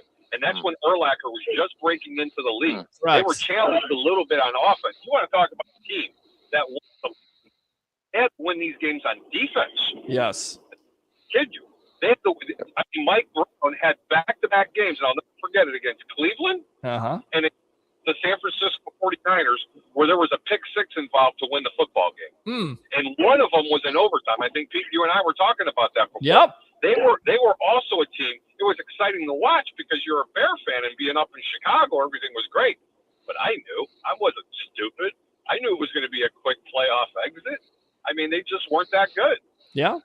You're exactly right. And again, preseason, it's going to tell a little bit of the story, but the regular season, of course, we're just 31, 32 days away from the start of the Bucs season. Great stuff, Harry. Anything else here on the evolution of Sports Talk Television, my friend? Man, I really wanted to talk a little turnbuckle stuff, but I mean, I know you're a wrestling fan. We're gonna make you a wrestling fan eventually. My buddy right here, Larry, just went to Raw the other night. He's gonna give us the inside stuff. He's gonna stay on tonight. We're gonna talk some wrestling. Harry, I know you want to do it. Yes. Larry, you're going to take my spot in wrestling tonight. It's okay, buddy. I mean, I understand. Shut up. We can have a 4-shot. I don't care. Whatever you want to do. Shut up, Harry. Brothers coming on tonight. That's what I want to know. Well, no, Mancini's not going to be here tonight. He's going to be out. I swear that guy either goes on vacation or misses more shows than anybody I know of. We got to get him back and consistent. But Larry's going to take his spot tonight. So it's going to be Baumgartner and Williams. Listen, I love, Ralph, but the deal breaker is if Mancini's not on, I can't be there. You can't be there. Okay. Well, Ralph's in the background laughing about that, so he doesn't agree with you. And, of course, we just had SummerSlam, so I know you're excited about that, Harry. I know Larry's excited about that. We're all excited about that. By the way, let me ask you, what did you have for dinner tonight? I don't know, but I'm super excited, Rick. I mean, Pete. All right, man. I love you. Let me go ahead and give you the horn. Appreciate the call. All right. And give me that. How about them Bears, baby? All right. Hold on a sec.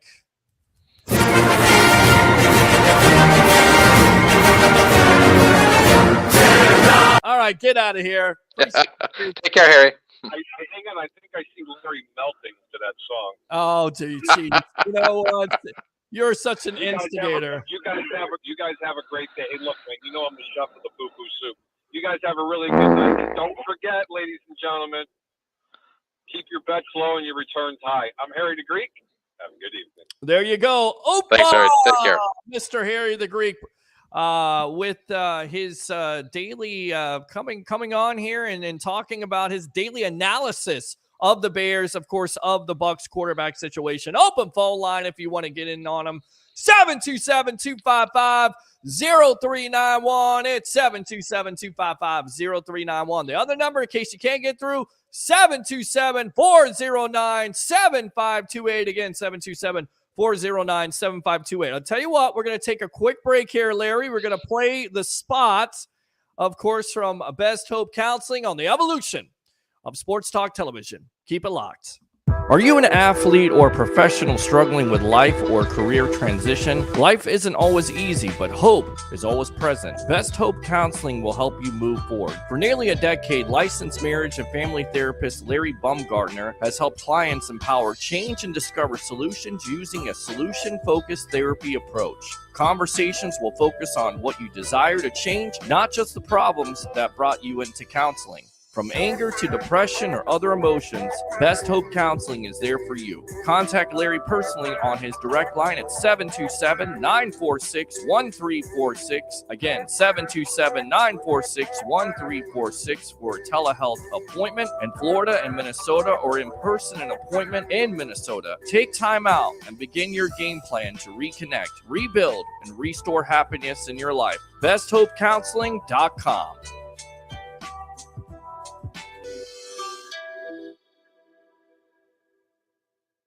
All right, welcome back to the evolution of Sports Talk Television. It's the Sports Web. I'm your host, Peter Blake, along with my co-host here of Best Hope Counseling, Larry Baumgartner. Welcome back. Let's go back out to comments. I don't want to neglect these guys. Lots of comments here, so let's go out to them.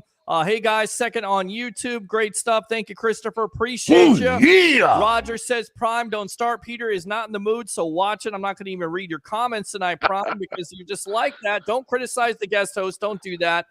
This from Tim from I Love St. Pete. Roger, you're going to have to hold off on the call. I know I just gave out the phone lines. I want to read the comments, and then we'll get out to you. Stand by. Based on the interviews I've heard, I really like the new offensive coordinator. All I've heard about the offense this year, I think we're going to shock the NFL this year.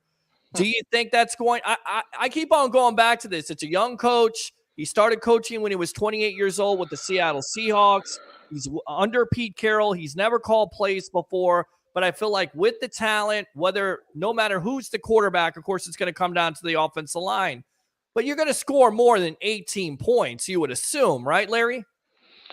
You would certainly hope so, right? Right. I mean, I think is it Dave something, right? The OC. Canales, yes, Dave. Yeah, Canales. yeah. I think he'll do good with what he's got, right? And he can't can't do any worse than Byron Leftwich last year. That's true. That's true too. That's true. Once you get comments, we're gonna go out to Tristan Wirfs, what he had to say, which I thought was interesting, and then also Johnny Manzel. Have you watched that Johnny Manzel special that's on Netflix by chance? I have not, but I heard that he never watched tape. Zero times. They gave him an iPad for him to watch tape or watch what he needed to watch. 0 hours. Zero for Johnny Manzel. And then also the sad thing was, and this is a part of the Netflix's Untold Johnny Football, he actually contemplated suicide. Yeah. We'll get into that in just a little bit. Let's keep on reading some of these comments. KR says, Evening, guys. I'm back. Go Bucs. Absolutely go Bucs. How about them Bucs, baby? Let's go out to KR. Evening, Peter and Roger. Thank you, KR, for tuning in. The Shadow is here. Thank you, Shadow, for tuning in. Let's go out to Roger. Hey, KR. KR again. Congratulations to Mr. Buccaneer, Rondé Barber. Really quick, what did you think about Rondé Barber getting into the Hall of Fame and his speech overall? I mean, play with the chip on his shoulder that really fueled his fire. Talk about Rondé Barber. Well, I think he was a damn good DB. Yeah. You know, there's no doubt about it. He was a star, right? And I think offenses ran their schemes away from him. Yeah. Because they didn't want to deal with him covering that wide receiver or whoever it may be, and tracking that player down the field. They didn't want to mess with him, right? And to have that as a reputation for the OCs and the head coach are like, nope, stay away from the Barber side over there. Stay away from that. I mean, that's incredible. You know, I mean, so I'm happy for him. I'm glad that he was able to get in. He was a talented guy. And I think it's another great decision by the Bucs to, or even the Hall of Fame to pick another winner. And I think it's great. I think it's probably the greatest play in Tampa Bay sports history, and there's a long line of them, but 92 yards to the house to San Diego. And again, I remember where I was jumping out of my seat. I think I was, goodness, how old was I? I don't even, 2002. So 20-something years old, running out of my seat. When I saw the play, I go outside. I'm half naked, and I'm trying to find somebody to congratulate. Tampa, yep.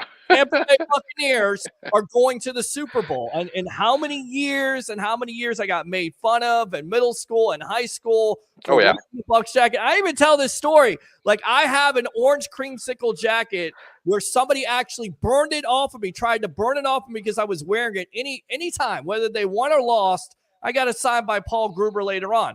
I got to tell you, when that night happened, I was looking for that person in my jacket. I mean, that's how confident I was when the Bucs went to the Super Bowl. So that's what I'm saying. I love Tampa Bay sports fans because, yeah, we take a lot of – Yep, fill in the blank. Yep. But it always feels good when you win more. In the Tampa Bay area. All right, let's see there. So congratulations to Rondé Barber. AEW is up. Hurry. AEW is on. Hurry up if I can say it. Dynamite has been awesome, guys. Thanks a lot. Appreciate it. I'm trying to run a show here, so I'll have to watch the replay. Would Simeon Rice be the next? Hopefully, Ira. We already got that answer from him. Look back on the Facebook page and also YouTube because we will put that soundbite up. Got to go. I'll be back. Sandra Nagel, my agent, my beautiful mother. Thank you very much for tuning in. As always, very consistent. You want to talk about consistency and longevity, whether I have a bad show or not, Larry, she's always here watching the best sports talk, the Sports Web. I love St. Pete, 1252 Chicago Sports, Amped Up Sports, Leo Haggerty. I remember this guy, Ira Kaufman. What else did she say there? To watch the Buccaneer party. I think I know what she's saying, but I don't know what she's saying. But thanks a lot, Mom, for tuning in. As always, we only acknowledge you, Mom. Tribal troll. Acknowledge me.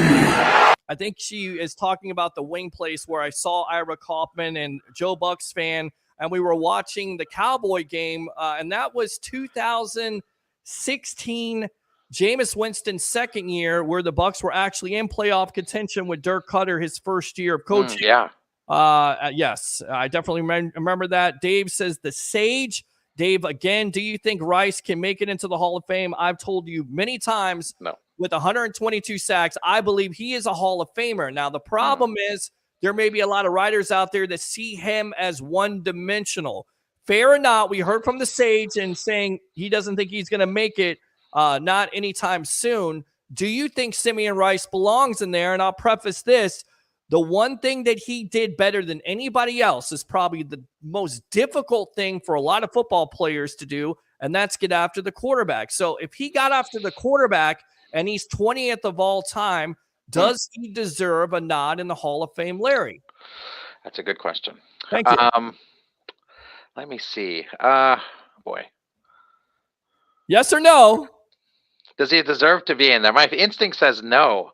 Wow. Okay. It does, but I was trying to think about maybe he does. That's what I was going with. But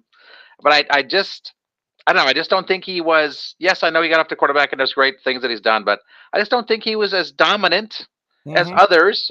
And I think that I don't think he'll get chosen. I just don't. Well, you mentioned Julius Peppers, and a lot of Bucs fans had nightmares about him because he gave Kenyatta Walker nightmares. Of course, the former Florida Gator seemed like he had 155 sacks versus Walker. And then, of course, he talked about Cam Jordan. Yeah, thanks a lot, Donovan Smith, because that total is raised because of Donovan Smith's play versus Mr. Jordan, who, by the way, is coming off a contract extension with the New Orleans Saints. Yes. So, he signed a big contract. Yeah. Yes, he did. Yes, he did. All right, so let's go out to Travis Faley of Rocket Sports and Entertainment, my Around the NFL correspondent. Love Ira on the show. Great guest. Thank you, Travis. Appreciate you. Yeah. Let's go out to the great Jay Retcher of 95.3, 620 WDAE. Look at this fine china behind the sage, Ira Kaufman. Did you all get that at your wedding at the Fox Hollow? My brother, great job, fellas. Much love to all of you three gents. Appreciate you, Jay. Little plug here, 12 to 3, the J and Z show on 95.3 WDAE right there. Go ahead and tune in to him. Will Ira be back on Mad Dog? I don't know. Maybe we'll ask him when he comes back on. Matt says I can listen to Ira tell stories all day long. That's what I'm saying. Like, I didn't even have to talk. I just ask a question and let him go. Let him and Leo talk. I'll just sit back here, drink my Gatorade, drink my drink, knock my cup over there because I didn't have anything in it. Thank God for that, because it would have ruined the floor. Me too, Leo and Ira have seen everything in sports and covered it for decades. And that is not, saying they're old. They are old, but they have lots of knowledge and wisdom. I just look old. Love it from the sage right there. Ben says, LFG, great show. Thank you, sir. Let's go out to KR. The tribal troll be gone. Okay, thanks, KR. Laugh out loud. Roger again. Hey, Ben, glad you're here. Ben Parrish, great show listening from Hanford, California. We are worldwide here. Love it.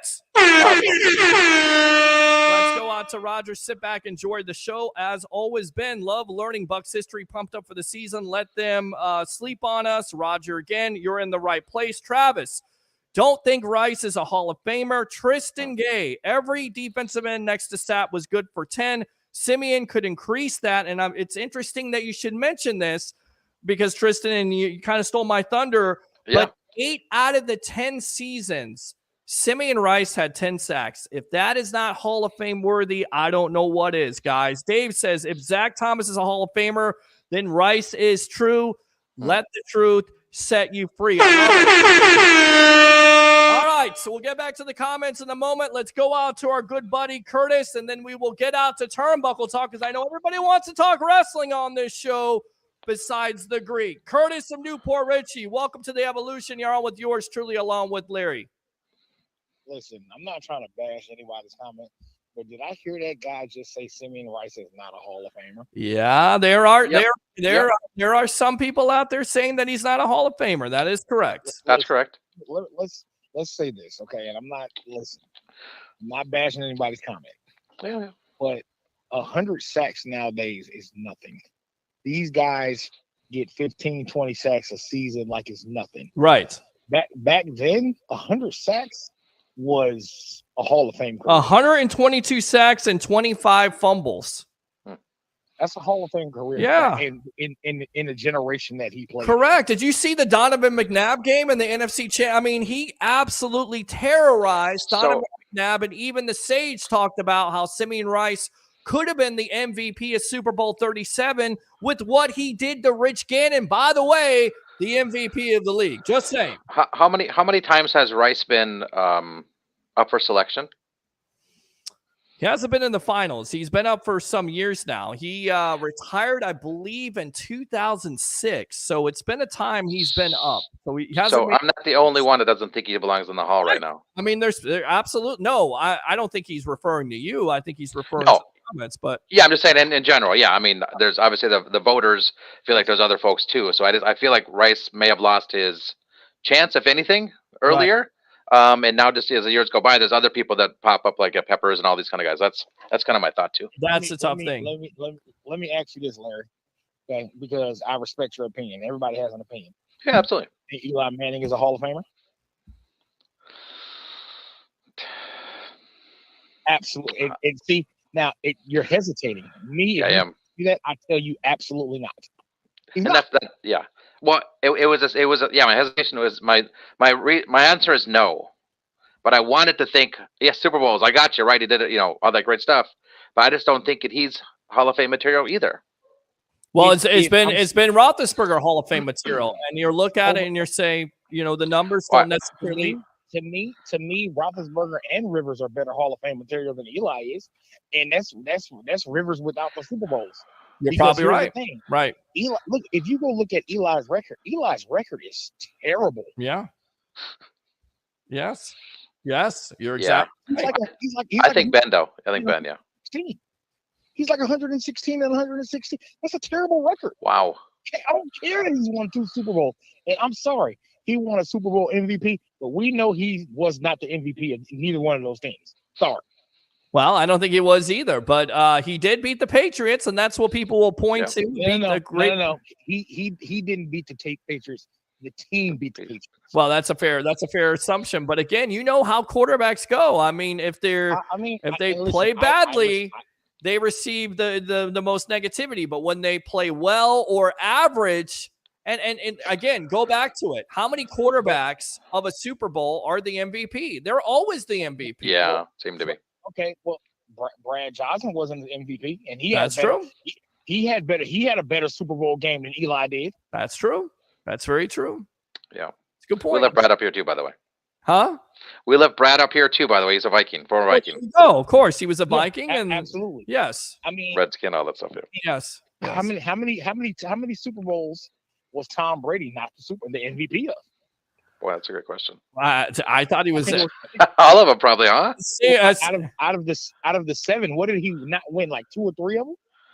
I think you're right about that. It should have been Adam Vinatieri who should have been the MVP because he's the one that kicked the field goal to the game, especially for the first 3. Right. Especially the first 3 Super Bowls. Right. Yeah. Good point.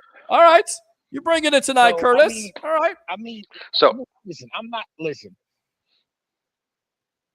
Whether it doesn't matter if you make the Hall of Fame or not. These guys are still going to be legends of the game because guess what? Everybody doesn't make it to the NFL. Right. 100 sacks.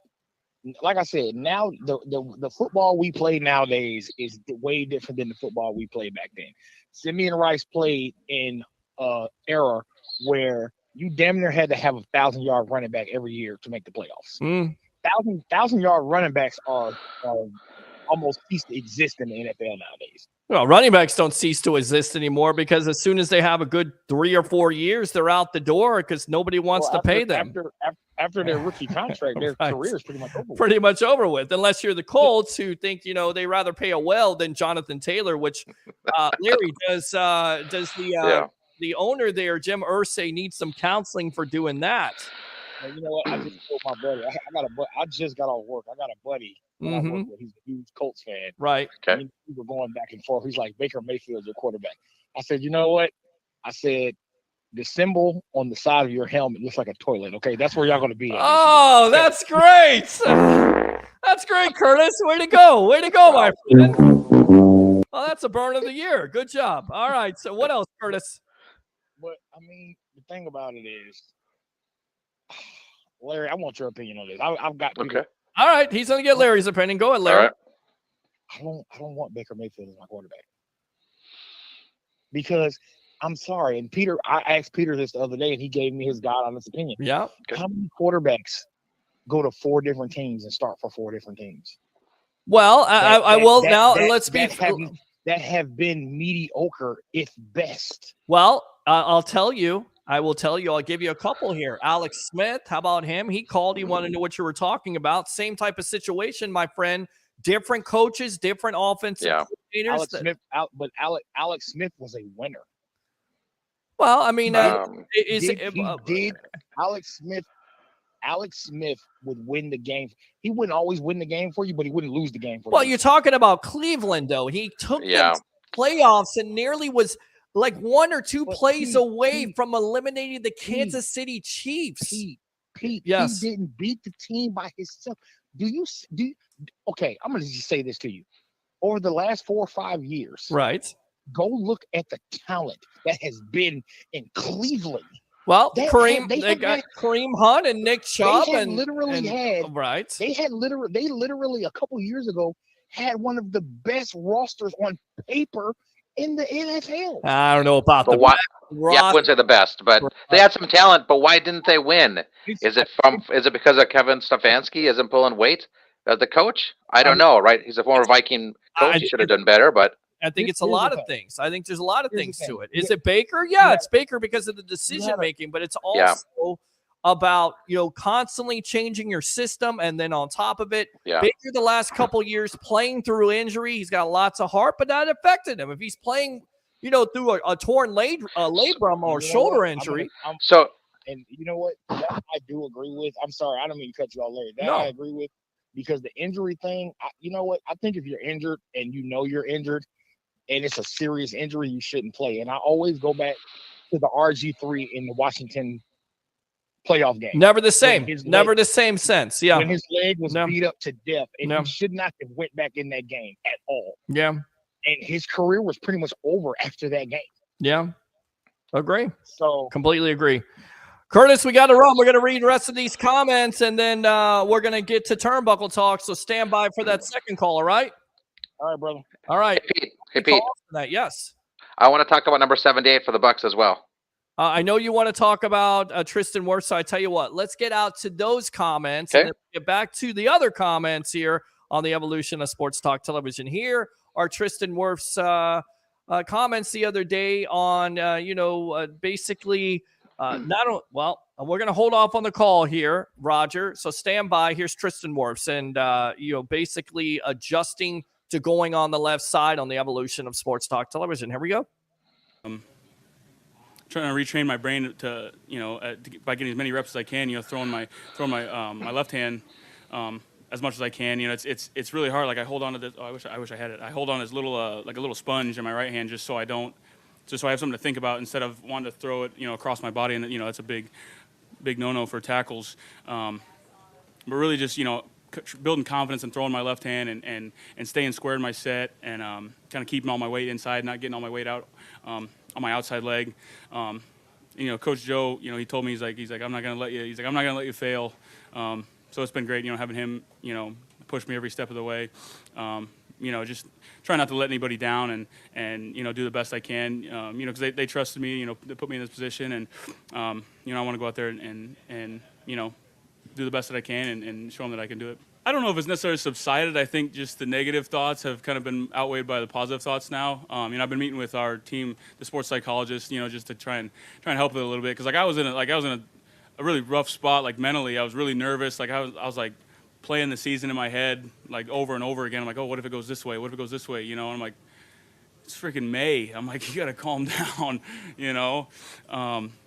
but it's been a lot better, just kind of trusting myself and having confidence in my abilities and knowing the work that I put in is going to pay off and coming out here every day, having the best attitude I can, especially having young guys kind of look up to me now. We got these two, we got Silas and Raekwon, like they're asking me questions and stuff. It's weird. Silas is freaking older than me, but I'm trying to help those guys out the best I can. Sometimes in the team drills, like it might not look like how I'm saying it, but like I know what I'm talking about. I was like, I'm trying to do it, but just trying to stay as positive as I can. It's helps me mentally quite a bit. All right, welcome back to the evolution of Sports Talk Television. As we come back here, go out to Larry here. Let me get that out of there.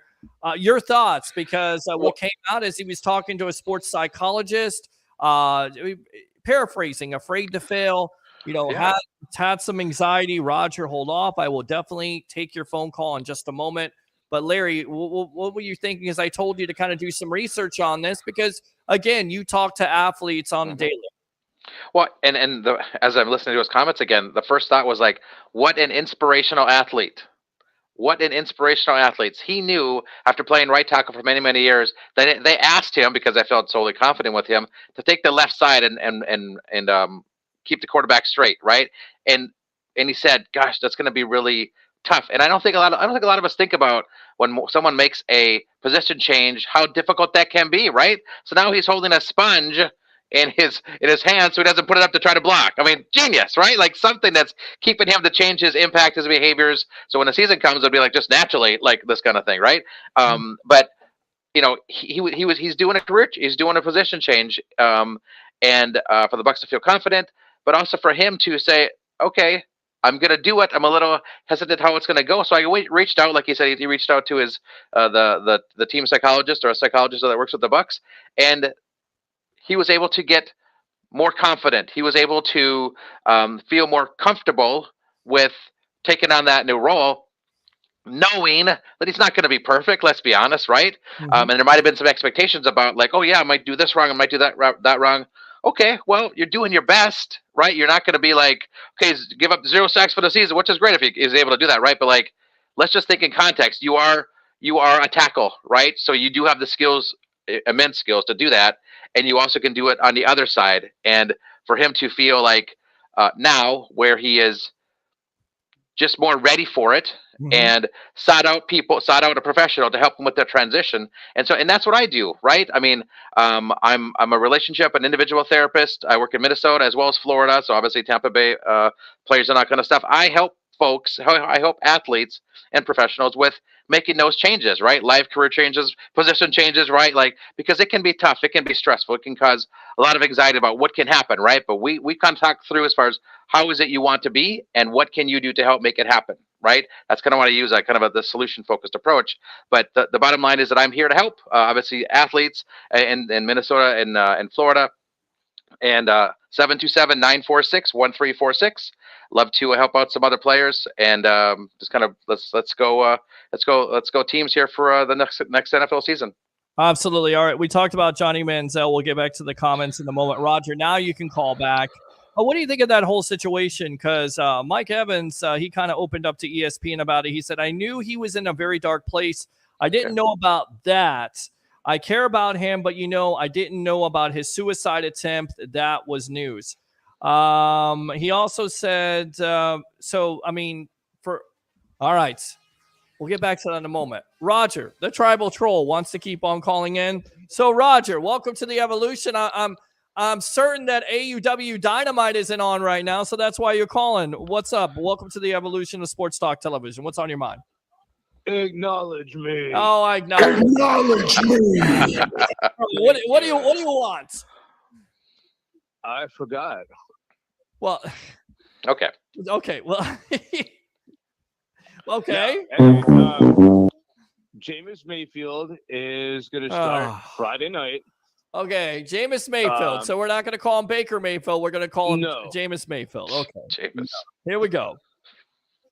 He should play maybe the first two snaps.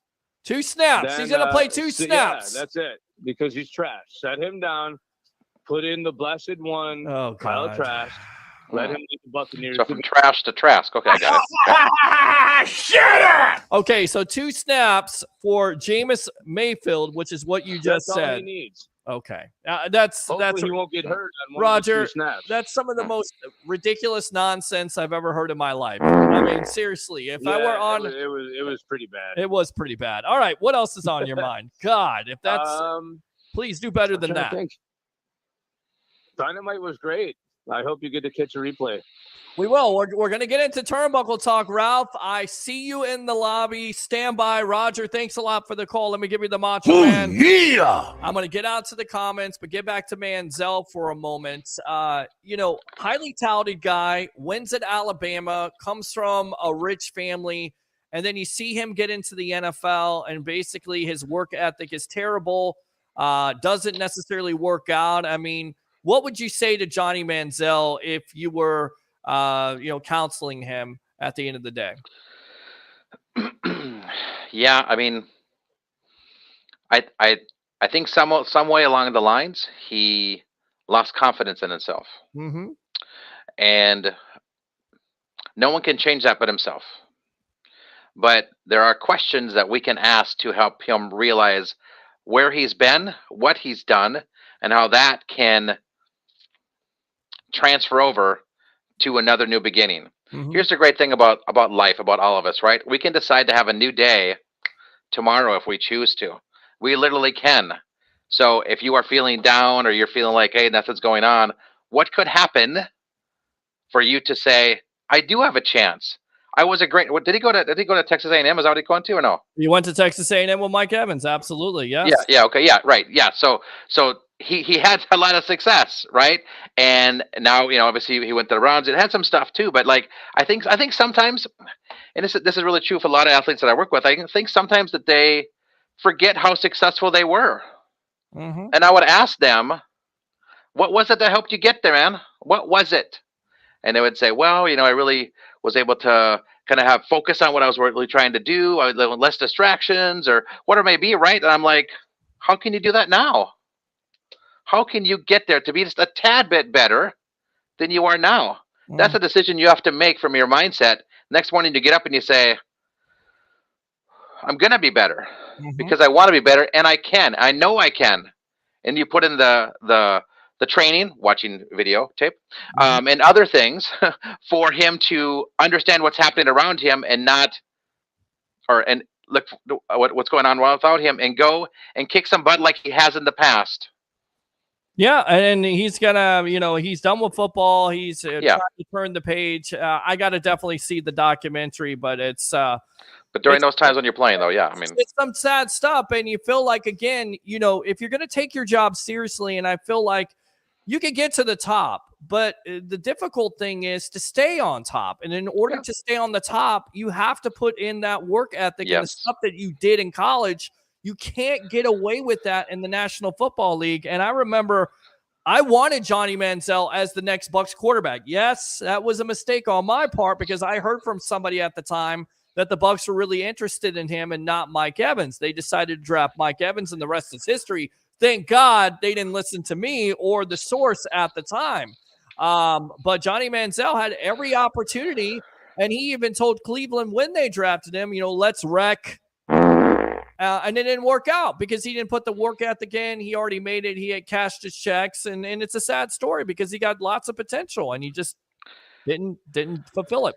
99-03 says a defense. Jay, thanks a lot for tuning in. Leo and Ira on the same show. Oh my, absolutely great stuff. Yeah. Roger says, where's the Greek? He's playing poker again. He was already here. Mr. Peter Blake in the house. Appreciate you. Mongo 2024, Steve Mongo McMichael, who has also a wrestling reference because he was one of the first broadcasters at WCW Nitro and also one of the 4 Horsemen. Goodness gracious, the calls are just going crazy tonight, so I'll continue to take calls. Let's go out to Tristan Gay. Tristan, welcome to the Evolution. You're on with yours truly along with Larry. Go. Hey, what's going on, Pete? What's going on, buddy? How you doing? Oh, nothing much, man. Nothing much. Just enjoying the show. Hey, man, I appreciate it. Stand by. We got Curtis calling. Curtis, I'm going to finish up with Tristan. I want to get Tristan, and I'll come out to you. Stand by. All right, Tristan, go ahead. Oh, okay. Yeah, I just wanted to touch on a few things. Please do. Got to go through a few things. And at first, I thought you were a little crazy about the Buccaneers being the number 1 defense of all time. But then I actually thought about it, and I looked into it a little bit. But I think that there's 2 parts to the story in which people tend not to give the Buccaneers credit for. Okay, go for it. Okay, the first one would be in comparison to those other teams. Those other teams, they also had Hall of Famers on offense. Thank you. That Buccaneers team, I guess the closest Hall of Famer we can say would be on offense would be Keyshawn Johnson. That would be correct right there, my friend. I mean, I definitely think there's a lot of people out there think Mike Alstott, love Mike Alstott, but I don't think he's a Hall of Famer per se. I think he is a great all-time Bucs legend, but you're exactly right. Who did the Bucs have? A quarterback? Who did they have on that offense that was Hall of Fame? Besides Keyshawn Johnson, not many players. That was my point also. That's a fact. Now, also the part in which is overlooked is that nobody tends to acknowledge what we lost that year on defense leading up to that season. Correct. We lost our number 1 cornerback in Donnie Abraham, who had 7 interceptions and led the league the year previous. Very good. And nobody recognizes that. Rondé, that's how Rondé went from the nickel to actually playing the right corner. Mm-hmm. Brian Kelly actually got elevated from the nickel to the left corner that year. That is correct. Also that year, and to lead up to Simeon Rice, if you do the research on Simeon Rice, like you said, 8 out of those 10 years in which he was here, well, not just here, but between here and Arizona, he put up at least 10 sacks with I think a high of 18. Right. He's one of the top players of the era and the generation, right? Would you say that? Absolutely. Okay. Absolutely. So that to me is a Hall of Famer. I don't know what everybody else is looking at. I think it's absolutely crazy. I mean, the dude was dominant for a decade. And then if you compare it to, and now let's tie it all together and bring it to the current day Buccaneers, the only guy on this defense who's put up 10 sacks in his career, and he only did it twice, was Shaq Barrett. Correct. So if we had a Simeon Rice on this defense, I guarantee you our projection would be a lot better than what it is right now. Could you imagine putting Simeon Rice on the defense versus Patrick Mahomes with JPP and also Shaq Barrett?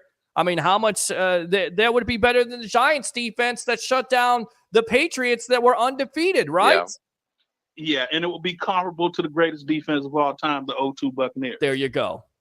Yeah, so I mean, but I would say that now to speak on the team now, I hate to, well, actually, I don't hate to say it. I actually enjoy and take pleasure in it.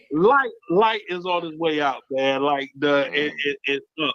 And I think that this year is going to be indicative of that. Prior to Brady, no playoff appearances, no 1,000-yard rushers. That's a fair point. And this year, based upon his drafting and his philosophy, I looked at the numbers. Brady's Super Bowl season and Jameis Winston 30 for 30 season are almost identical minus the interceptions. Well, I'll be fair to Jason Light because I'm a Light fan. I like what he did, and I know this for a fact. He built that team up to be a Super Bowl team. You make a trade for JPP with a 3rd-round pick. You go after Shaq Barrett, sign him to a 1-year contract, and it definitely works out. You draft a Vita Vea. You get a Sue and free agency. You draft a Carlton Davis. You draft a Jamel Dean. You draft a Sean Murphy Bunting. You draft a Devin White. And then on top of it, he was responsible for Mike Evans. I get it. It was his first draft. How can you go wrong? But there's plenty of teams that went wrong. We just talked about it. The Cleveland Browns went wrong when they drafted Johnny Manziel. So Chris Godwin is on there. So, you know, we could definitely talk about Jason Light and the misses in the draft and also the last couple years. But let's not lose focus here that he also was the architect of putting together a team that Tom Brady chose. The Bucs didn't choose Tom Brady. Tom Brady chose the Bucs, or they both chose each other for a reason. Yeah, which is like, you know, if you're an ugly guy, every now and again you can find a supermodel. I get it. Well, you get credit for it, right? I mean, Tristan, we got to take that. I mean, but then when we look at it, we be like, he doesn't have a supermodel. Some facts about Jason Light and the drafting regime. Okay. 2 things in which stand out to me. Well, actually 3. 1, the quarterback situation is a mess. I personally think that Carson Wentz should at least get a call, and you can possibly get away with signing a runner-up to an MVP for league minimum. Or get Trey Lance. Well, Trey Lance could be out there. I mean, there's talk that, and I don't know what his value is. I don't know what San Francisco and John Lynch does because you traded, 3 first-round picks? Where's his value? Because he never seen it on the league, and all it's based off of his potential. So would the Bucs be interested if the quarterback competition doesn't go their way? Go on, Larry. So I was going to ask, do you guys think it would be better to sign Carson Wentz or Trey Lance if you had a choice? I would sign neither because at this point, they don't know the system. It's a new system, and you're basically getting them off the street. So you're going to have a limited playbook in the first place. But if you're going to go for somebody, in my opinion, I would go for Trey Lance over Carson Wentz, and I understand where Tristan is going with it because he was, nearly an MVP until he hurt his knee. But something has happened to Wentz. He's not the same player as he used to. Either it's confidence. I don't necessarily think it's physical. I think it's more confidence. I think it's more mental. Ever since that's happened, ever since he was stripped of the starting job, he hasn't been the same quarterback, and I don't know if he's ever going to get that confidence back. Going with Lance, he should call me. There's not should call you, and there's not a body of work there. Hopefully he does call you. Maybe he'll be in Tampa Bay. He'll call you there in Minnesota. Tristan, go ahead. He's from North Dakota, so. Oh, there you go. Yeah, well, I would think with the psychologist on the line, I think you can easily account some form of trauma to Carson Wentz. Well, that's very true. Very, very true. Absolutely. The second thing about, like, when you look at over the last 8 years, 9 years that he's been here with the draft, you realize he hasn't drafted a starter past the third round, right? And it's only 3 starters in which he drafted past the third round, and Jamel Dean and Chris Godwin and Scotty Miller. Scotty Miller, that's true. That is that. And again, I talked to Leo about this offline, and he said, look, you barely will get anybody in that 4th round, the 7th round. You're lucky if they contribute. And I know, Tristan, what you're saying, there's cases out there of teams drafting lower round players and them coming out. But, you know, let's go back to, I remember a linebacker by the name of, and I'm trying to think, Kendall Beckwith, right? You get him. He was a prominent player, had lots of promise, and gets hurt in a car accident. It's never the same player. Quan Alexander showed flashes of brilliance, you know, never could do that. I believe he was a 4th round pick. So, you know, there's cases there where, yes, he hasn't hit on those late round selections. And yes, he did trade up for a kicker, but I think overall the body of work, he's right up there, in my opinion, with Rich McKay. As the best general manager of all time. He is, man. Tristan, he is. Hey, I can't go there with Tristan, he got the greatest of all time. He got Bruce Arians to come with him. If he did, yeah, that's true. You don't get Tom Brady. If you don't get Shaq Barrett and JPP and Sue, he put that whole collective team together. Whether anybody wants to say, well, it's Brady's team, he got those players. Yeah, you got Brady, and Brady got you Gronk. Brady got you Leonard Fournette, and Brady got you and Antonio Brown. Oh God! But we don't get to that. But and they won the Super Bowl. They just won the Super Bowl. It's not like it was 10 years ago. In a year where there has never been a team in NFL history, gentlemen, and I don't care if it was a pandemic or not, you won a Super Bowl in your own stadium. That's incredible. The Rams are the second team. The Bucs are the first team. Yes. Nobody can ever take that away from them. And Jason 55. A part of that. There you go. All right, Tristan. But we can't look at the job as a lifetime achievement award. You know what I mean? And I get what you're saying, but the Rich K comparison is wild. Just one more thing I like to add in regards to Jason Light. Sure. And I think to bring up Tristan Wirfs, you have the best right tackle in the world. Literally, I think it was earlier in the season, Lane Johnson was the guy that was rated above him at right tackle. I believe you told me that on the Facebook post. Yes. So basically, based on projection moving forward over the next 10 years, like, the guy's going to be the best right tackle in the world. Right. It baffles the mind that you would try to move the best in the world at a position and move him over to left tackle. Well, in a contract, and this would actually be his contract year based on his body of work. Well, because next year is guaranteed he gets paid, and now you go from paying a right tackle to paying a left tackle with no quarterback. That's a fair assessment, but maybe they feel like he's best suited at the left tackle spot, and he was always best suited at the left tackle spot, and they think that they can get as much as they got out of him on that right side now to the left side. But there's big time question marks. I get how you feel about Jason Light. We've gone back and forth over this. You made some great points, as always, Tristan. Anything else, my friend?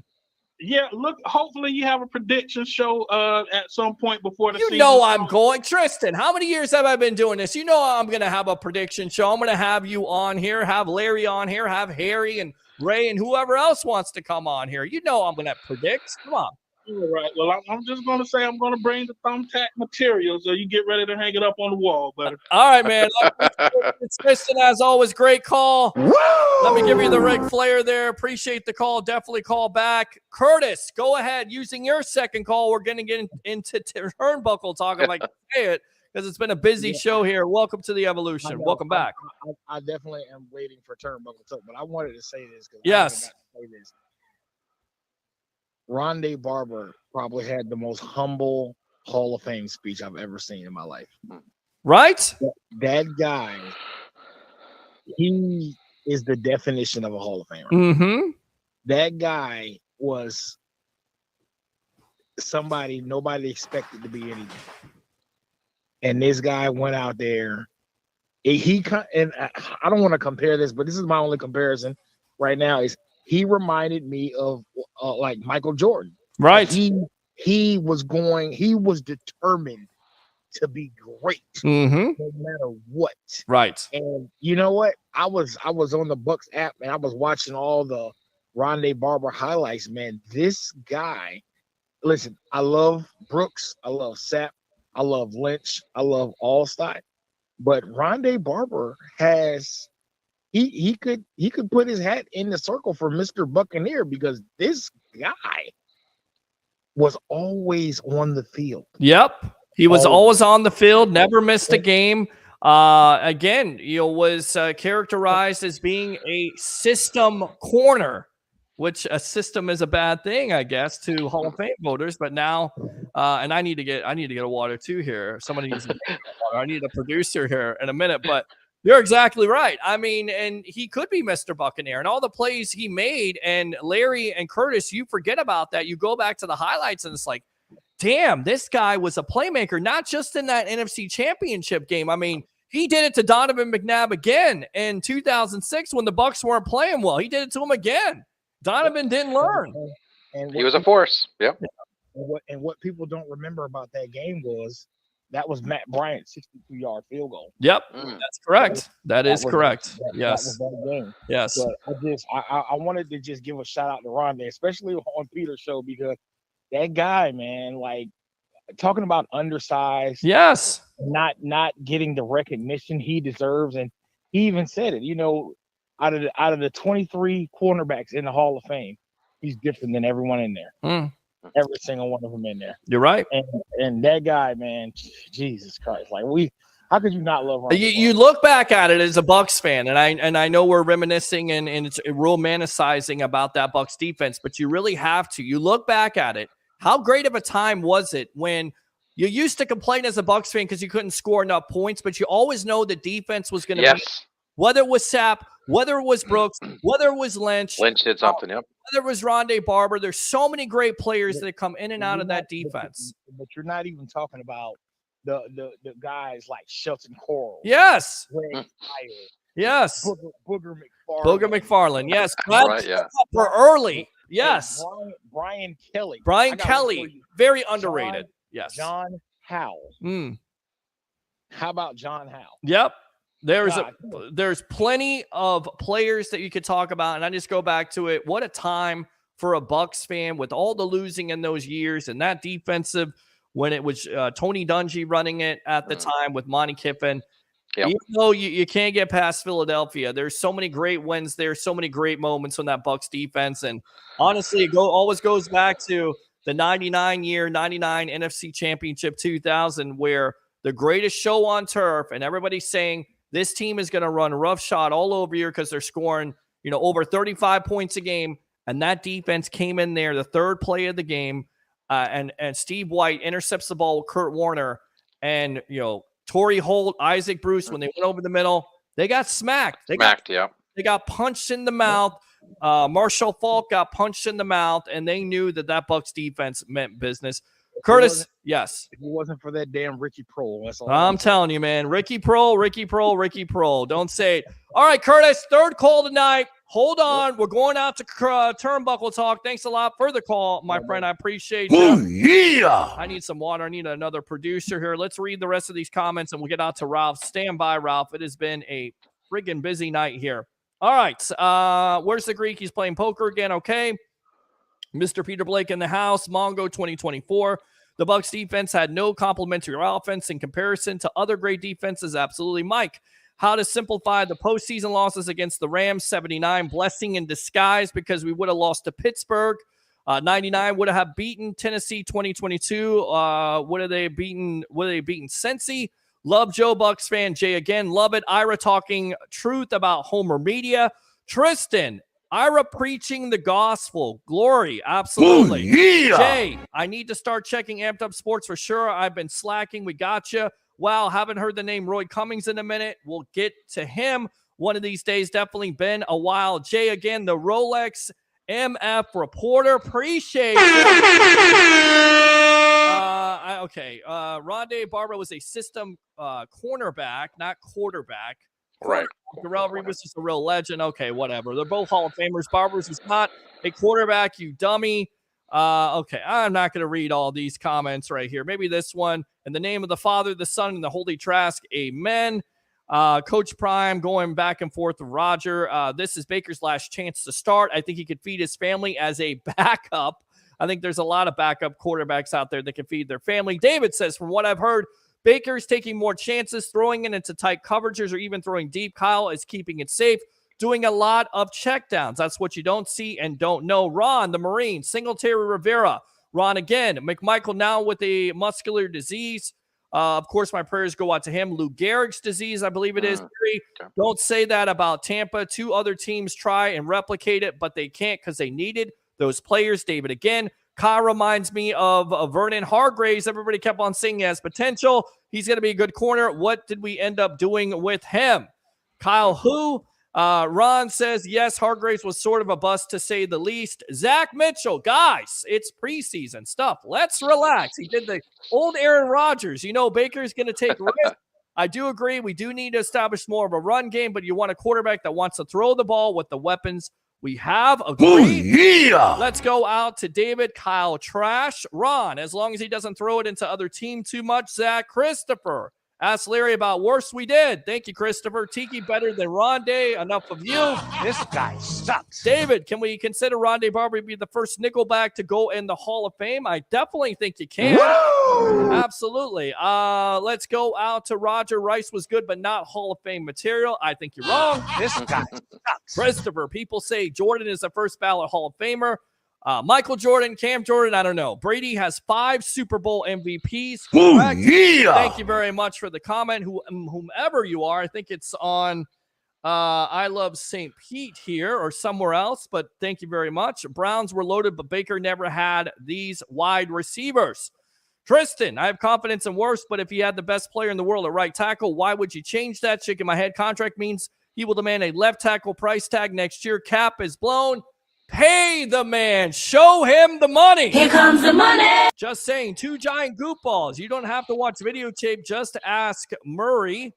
2 giant again. Trent Dilfer for Hall of Fame. Laugh out loud. Brad Johnson for Hall of Fame. Laugh out loud. 2 giant goofballs. Keep my Giants team out of your damn mouth. What are you going, Will Smith on me now? Oh, yeah. Come on, stop it now. 2 giant goofballs. Drew, wasn't it Bruce Arians during the draft? Jason Light while he was head coach because let's see here. Your look at Light's 2016 draft. It was horrible again.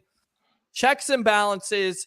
Jason Light has definitely built this team. Yes, did he have Bruce Arians' help? Absolutely. Did he have the Glazers' help? Absolutely. They signed the checks.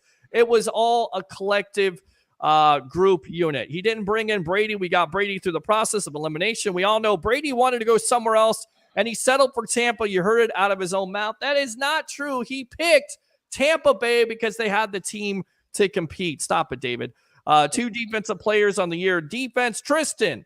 It was the exact blueprint that Patriots used by roughing the wide receivers. Pig Dog. Peter, do you think Big Bill could be a main eventer for AEW? Seems like he's got the crowd behind him and is over. Pig Dog, we will get back to that in a moment. Let's take a quick commercial break. I promise you, no calls unless it's Turnbuckle Talk here on the evolution of sports talk television. Here we go. Are you an athlete or professional struggling with life or career transition? Life isn't always easy, but hope is always present. Best Hope Counseling will help you move forward. For nearly a decade, licensed marriage and family therapist Larry Baumgartner has helped clients empower change and discover solutions using a solution-focused therapy approach. Conversations will focus on what you desire to change, not just the problems that brought you into counseling. From anger to depression or other emotions, Best Hope Counseling is there for you. Contact Larry personally on his direct line at 727-946-1346. Again, 727-946-1346 for a telehealth appointment in Florida and Minnesota, or in person an appointment in Minnesota. Take time out and begin your game plan to reconnect, rebuild, and restore happiness in your life. BestHopeCounseling.com.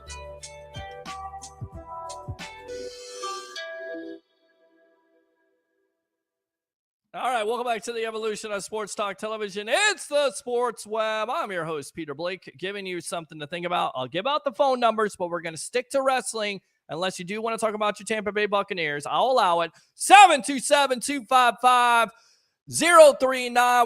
It's 727-255-0391. The other number, in case you can't get through, and you should be able to, but the phone lines have been packed up tonight, 727-409-7528. Again, 727-409-7528. Let's go out to Larry. Let's go out to the bodyguard of the Berg. Welcome, my friend, waiting patiently back there. Thanks a lot for your time, buddy. How are you doing That's tonight, all right. Williams? I wish that I had the calls like you have. Well, everybody wants to talk about it. Everybody's getting excited about it. You're a Pittsburgh guy. How do you preview this game with the Steelers and the Tampa Bay Buccaneers? What are you looking forward to seeing? Because you got a young quarterback that definitely proved himself. And now George Pickens is saying that he is the best wide receiver in the league. You like that? No, because George Pickens has only been in the league 1 year. But on top of all that, too, guys, what you have to understand is that he's going to say that, but he's not a good route runner. All he does is go straight down, straight. He's not a real good route runner, and the Steelers knew this when they drafted him. So, I mean, for him to say he's the best wide receiver in the game, that's not exactly true. Well, you know what? I think you got to like the fact that the young kid has some confidence. He definitely has some potential. Again, the most overly used word in sports. He has speed. He has athleticism. Yes. Can he put it all together? He's no JJ. Well, he's got Kenny Pickett as his quarterback. And again, they showed flashes of brilliance. With that being said, let's get out to this question first. And Turnbuckle Talk. Peter, do you think Big Bill could be a main eventer for AEW? Seems like he's got the crowd behind him and is over. Let me go out to you, Ralph, and then we'll come out to you, Larry. Big Bill, he was a guy that really never got the pub in WWE. Now he's starting to get that with AEW. Could you see him being a Wardlow? Yeah, I think he will be. He just has to wait. He got stuck in the WWE with that goofball. Enzo Amore. Yes. Yeah. And what happened was, he ended up getting stuck there, and that's the story. And then now Enzo's even out of wrestling. Now he's not even wrestling anymore. So, we'll see what happens. I think Big Bill's they need to do something with a lot of wrestlers in AEW. They need to quit keeping them in the back or whatever they're doing with them, even if you have to put them in ROH. That's called catering, and you don't want that. What do you think, Larry? You watch AEW. Big Bill, he has got the body. He seems like he's good on the mic. It seems like he's over with the crowd. Is he a main eventer in your opinion, or will be eventually a main eventer for AEW? Yeah, I watch some AEW, more WWE, but I think there is a chance, right? But you have to have creative give him that opportunity. Right. And so obviously seeing other things in other people. And how when Big Bill's been doing this, do you guys feel like he does a good job? Well, I feel like he definitely does a good job. I think he has not necessarily gotten the opportunity, and you're exactly right when it comes to. I think he does a good job, but I think he needs to get out of that faction and move on his own. I think he'd be better served to go get his own manager or something. But gentlemen, what's the use? What's the vehicle for a faction in the first place? It's to put the guy over, and the guy is getting over with that faction. Eventually, I think he'll leave it, but I think you stay with it. Now, SummerSlam was on Saturday night. Ralph, your overall thoughts? Was it really shocking in the Jay versus Roman Reigns match that it was Jimmy that turned on Jay? Wasn't shocking. I knew Roman Reigns was going to win. The bloodline comes up with something, and now it's Jimmy screwing over Jay. I didn't expect that, though. There's a lot of things that went on at SummerSlam that I didn't expect. I didn't expect Io Sky to cash in. That was one thing I didn't expect. Yeah. I didn't expect. I thought Damian Priest was going to cash in, and I thought, because I had read some stories, that Seth Rollins was stepping away because he's hurt and he has to get surgery and some other stuff. So I thought he was going to lose to Finn Balor. And I thought that Damian Priest would cash in the Money in the Bank on Finn Balor. That didn't happen. Yeah. So everything I somewhat predicted didn't happen. Well, and I thought the most unexpected thing to happen here, and Larry, I'll come on to you. You go ahead and give me your overall thoughts, and then I'll give you what I didn't expect to happen. But what did you think about SummerSlam? I'll go with Logan Paul and Ricochet. I thought that match really stole the show. What did you think, Larry? Yeah, I actually missed that match. But I saw the Cody Rhodes Brock Lesnar match. Yes. And I was super surprised yet happy, I guess, about the Brock Lesnar shake. Yeah, right. well, I mean, who expected that, right? I mean, you stole my thunder because that was unexpected for me. That was the most unexpected thing, and I actually thought the third match was enjoyable. I thought it was much more enjoyable than the Bloodline match at the end of it. I thought the Bloodline match was very slow. There were some good spots in it, but too slow for me. Too dramatic. I understand how they're trying to build it up. Io Sky cashing in was a shock, especially when you put the belt on Bianca Belair and then basically with her injury. For me, she's got to go heel now with her husband. And guys, I've been talking about this the last couple of weeks. Montez Ford, to me, is a star. The Street Profits are already over. Putting them with Bobby Lashley and kind of a hurt business faction. I like it. What do you think, Ralph? I like it as well. And I'm glad it's happening. They need to get over the top and maybe being a heel and or working with Lashley. I think it's going to help their careers, and I think it's going to work out. And Bianca Belair could join too.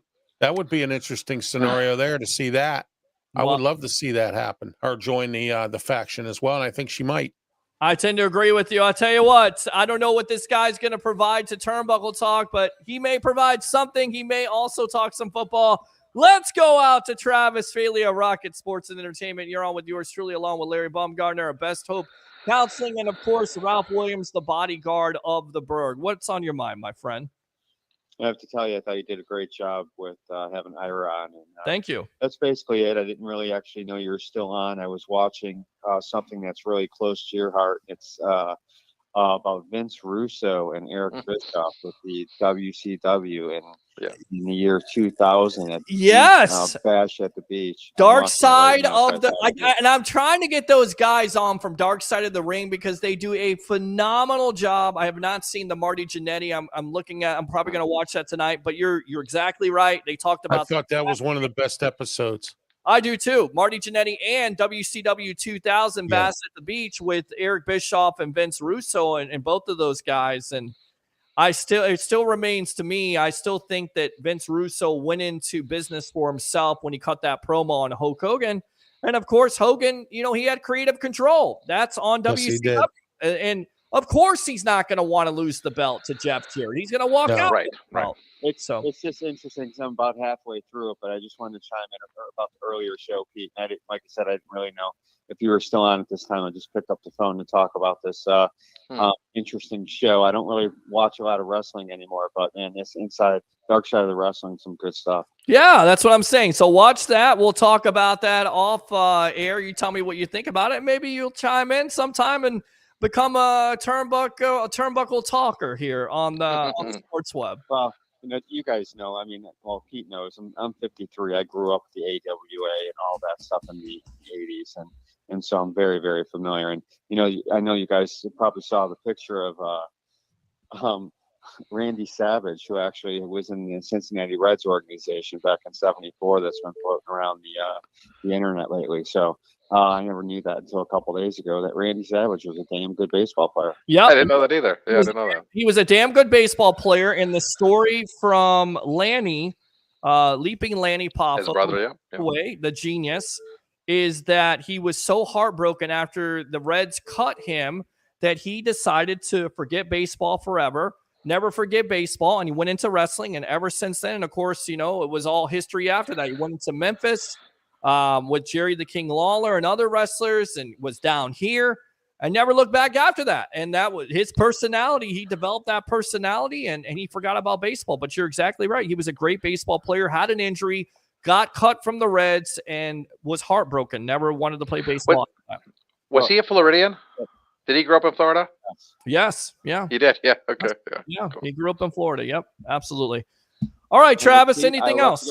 All right, man. No, that's it. That's about it. Hey, USF football. Should be interesting, and hopefully you guys will be out there with us, and we'll be out there covering it once again for the last 14 years. So we're absolutely going to be working stuff. on that here on the Sports Web on Amped Up Sports. Appreciate you. Let me give you the Macho Oh, Man. yeah. Travis Fraley of Rocket Sports. Yes, absolutely, brother. I appreciate you. You're the best. Thank you very much for the call. Roger, I know you're calling in. Open phone lines. Turnbuckle Talk is going on. 727-255-0391.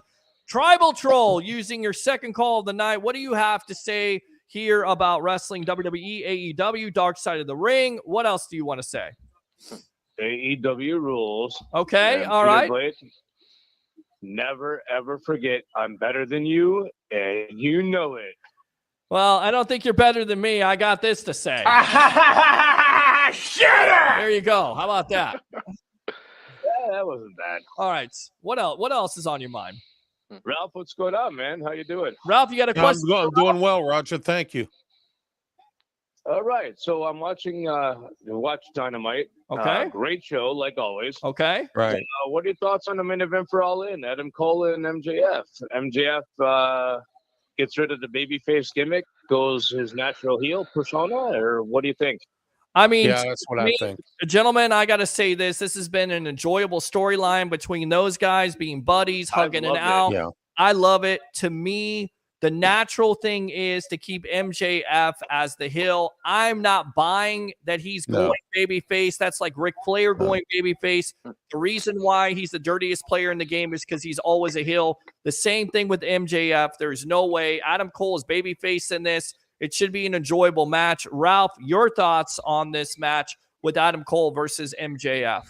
I agree with you 100%. I think he goes back to being a heel.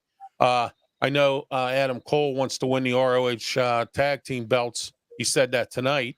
And, I know he wants to win them because he's, that's the one thing in ROH that he did not win at all. He won the other championships in his tenure there.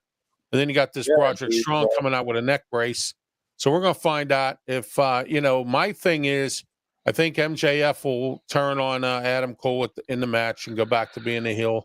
Adam Cole will team up with Broderick Strong as soon as his neck is back in order, and they'll go after the ROH tag team belts. That's how I think it's going to go. And I think you're exactly right. Broderick Strong is already cleared to compete, from what I've heard. Well, to me, guys, I think you're going to miss out on something here because it's probably going to be MJF versus CM Punk, but Adam Cole should be a main eventer. So to put him in Ring of Honor with his old, he is a main eventer. Well, he's a main eventer. He should stay a main eventer. He should continue this feud with MJF until CM Punk is ready. Larry, I've talked a lot about this. What do you say? MJF as a heel, as a babyface, Adam Cole, looking forward to seeing this match. And do you think Adam Cole is a main eventer when it comes all down to it? Yeah, I think I've watched Adam Cole a few times. I think that I think he should be a mainstay main eventer, right? I think he certainly has the talent. He has the skills, obviously, to do that. And I think again, right, it goes back to, does creative feel like he's there? Yeah. Well, creative, give him that opportunity, and we may think about who this person should be, this or who should be this as fans, but in the end, creative can really disappoint us.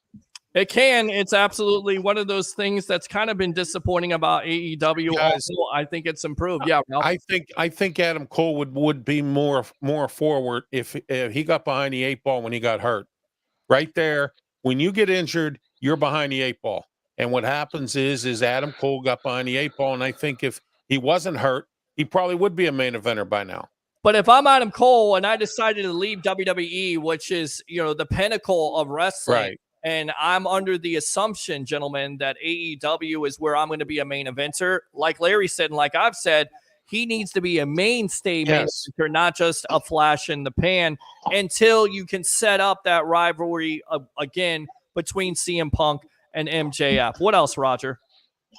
Adam Cole is the main event. He's main eventing All In Wembley Stadium in front of 80,000 people. Right, but that's just one match. What I'm saying is, are they going to go away from him? Are they going to continue this feud with MJF? I hope they say yes. They're going to. Obviously, I think they're going to. Okay. I think what the fun thing would do would be to have Adam Cole and MJF win the ROH tag titles. Yeah. Then in the main event, MJF beats Adam Cole for the world title. Okay.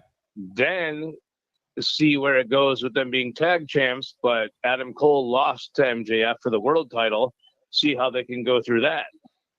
Yeah, I think there's too much of them together. I don't think the ROH thing's going to happen. Yeah, I don't know. I don't know it. if that's going to happen, but I guess I really don't think so either. But I think it'll be something different. Right. You know, I beat you for the world title, but we're still tag team champions. So let's see if we can coexist. All right, what do you think of SummerSlam, Roger? And then we're going to let you go. SummerSlam, I would give it like a 7 out of 10. Why a 7? Well, first of all, the Ronda Rousey, Shayna Baszler crap fest. You didn't like that? You didn't like that match? That was horrible. You didn't like that? People don't like Rousey, that's for sure. I mean, honestly, when has Ronda Rousey wrestled a great match? Her first run In a while. It's been a while. It's been a while, yeah. Right. That's why It's been a long time. Right. Her second run has been crap. Well, I mean, I I agree with you on that, Roger. Well, who should she be facing that would produce a better match? I don't think she should be facing anybody. I'm glad she's leaving. I think she's done. I think she's done. Yeah. I think a lot of Did she officially say she's done? I think you know what they say. You know what they say, Larry. It's ran its course, and this has ran its course. And the most disappointing thing, gentlemen, is that it's ran its course, and it's not ran the course that I thought a lot of fans would be excited about. Roger, thanks a lot for the call. Appreciate it. Have a great night, Roger. Open phone lines if you want to call in on Turnbuckle Talk, 727-255-0391. It's 727-255-0391. The other number, in case you can't get through, 727-409-7528. Again, 727-409-7528. Okay, gentlemen, let's go out to this here. Of course, Cody Rhodes and Brock Lesnar. That's the match we mentioned before. I think the unexpected thing was Brock Lesnar and the handshake and everything like that. What you hear is that was not planned. That was actually genuine emotion from Brock Lesnar. Of course, Larry, you would know he's from Minnesota. I know you like him. Now, Jimmy Corderas claimed the incident where Cody Rhodes triumphs over Brock Lesnar should actually be thrown out. He said it technically should have been a disqualification. You can throw them into you can throw them into the stairs, and that's not a disqualification. But he picked up the top half of the stairs. He ran it into Brock. Technically speaking, this should have been a disqualification. I get the argument about letting things fly because of the magnitude of the match, but at the same time, I think it should have been a DQ. I understand that specifically with big matches such as this one, but at the same time, you have to cover up for the referee and not put the heat on the ref. When you let that slide, the heat goes on to the referee for letting it go. Of course, that was on Busted Open, co-hosted by WWE Hall of Famer Mark Henry. And he actually agreed with Corderas. So what do we think about that? I mean, should have been a disqualification. I mean, that would have been a screwy ending to that whole rivalry, right?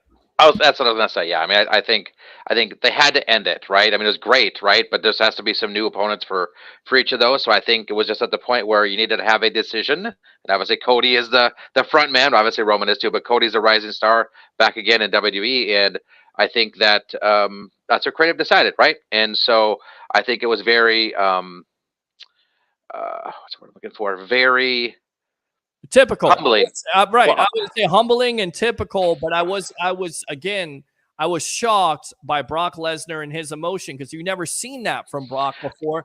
And it kind of made you think that maybe we were seeing like a moment where it's an Undertaker where he leaves his boots in the ring. Like this is the last time we could see Brock Lesnar. I was like, what's going on here? He's raising, and everybody's like, oh, he's going to give Cody an F5.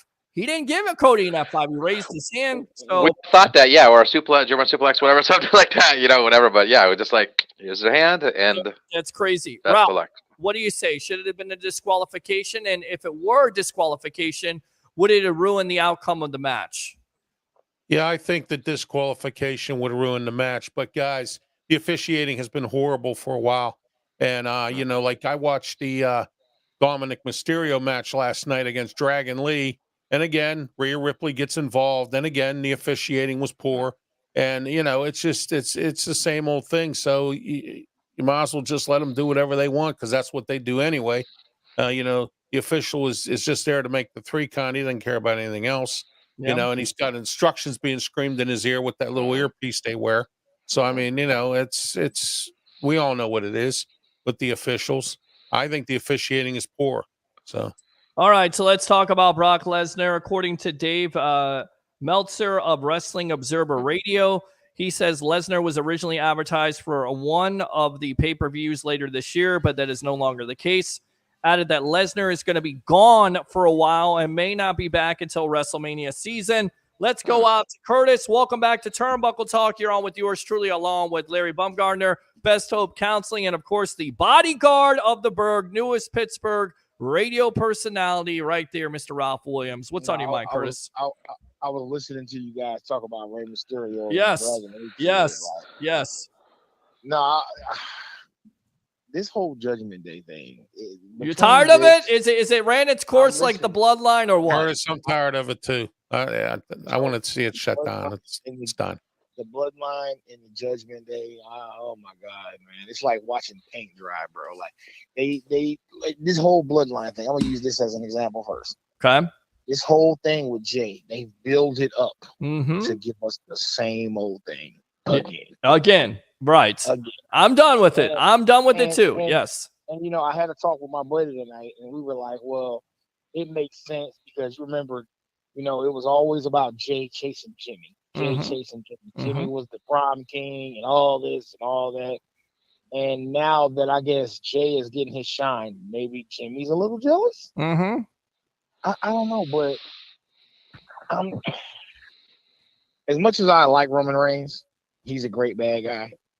I'm tired of him and Paul Heyman. You're tired of him? You're done with it? It's done? It's over? I'm tired of Rhea Ripley. Like, did she ever defend her title? Did she ever wrestle? I'm sick of the fact that Dominic Mysterio isn't wrestling by himself down in NXT. And why is Rhea Ripley down there? She shouldn't be there. She's not part of NXT. And because she is the manager of Dominic. So why is Dom up in the main roster? He should be down in NXT with that belt. You know why? Because it pisses you off. It pisses me off. It pisses everybody off. Because they always say the NXT title. I'm like, why is he here? Why is he? Pisses everybody off. So what that's the difference? Right. Here's the thing. Listen, as much as we all love to hate Dominic Mysterio, this guy, when I can't even hear him talk when he's on the mic. Like, can't hear him talk because everybody else is loud. The boos are so loud. Yes. They don't like the fact that he disrespected a Hall of Fame legend. His dad. I mean, they don't. He's over. Well, he disrespected him. He disrespected Edge. Yeah. I mean, all of them. And you know, I'm tired of Dominic Mysterio. All right, I'm ready to see Damian Priest. What's going to happen with him and Finn Balor? Because this thing is going to explode. It's going to happen. They're going to go through it. They're going to fight, and I think they're going to fight. And they might even fight for the Money in the Bank contract.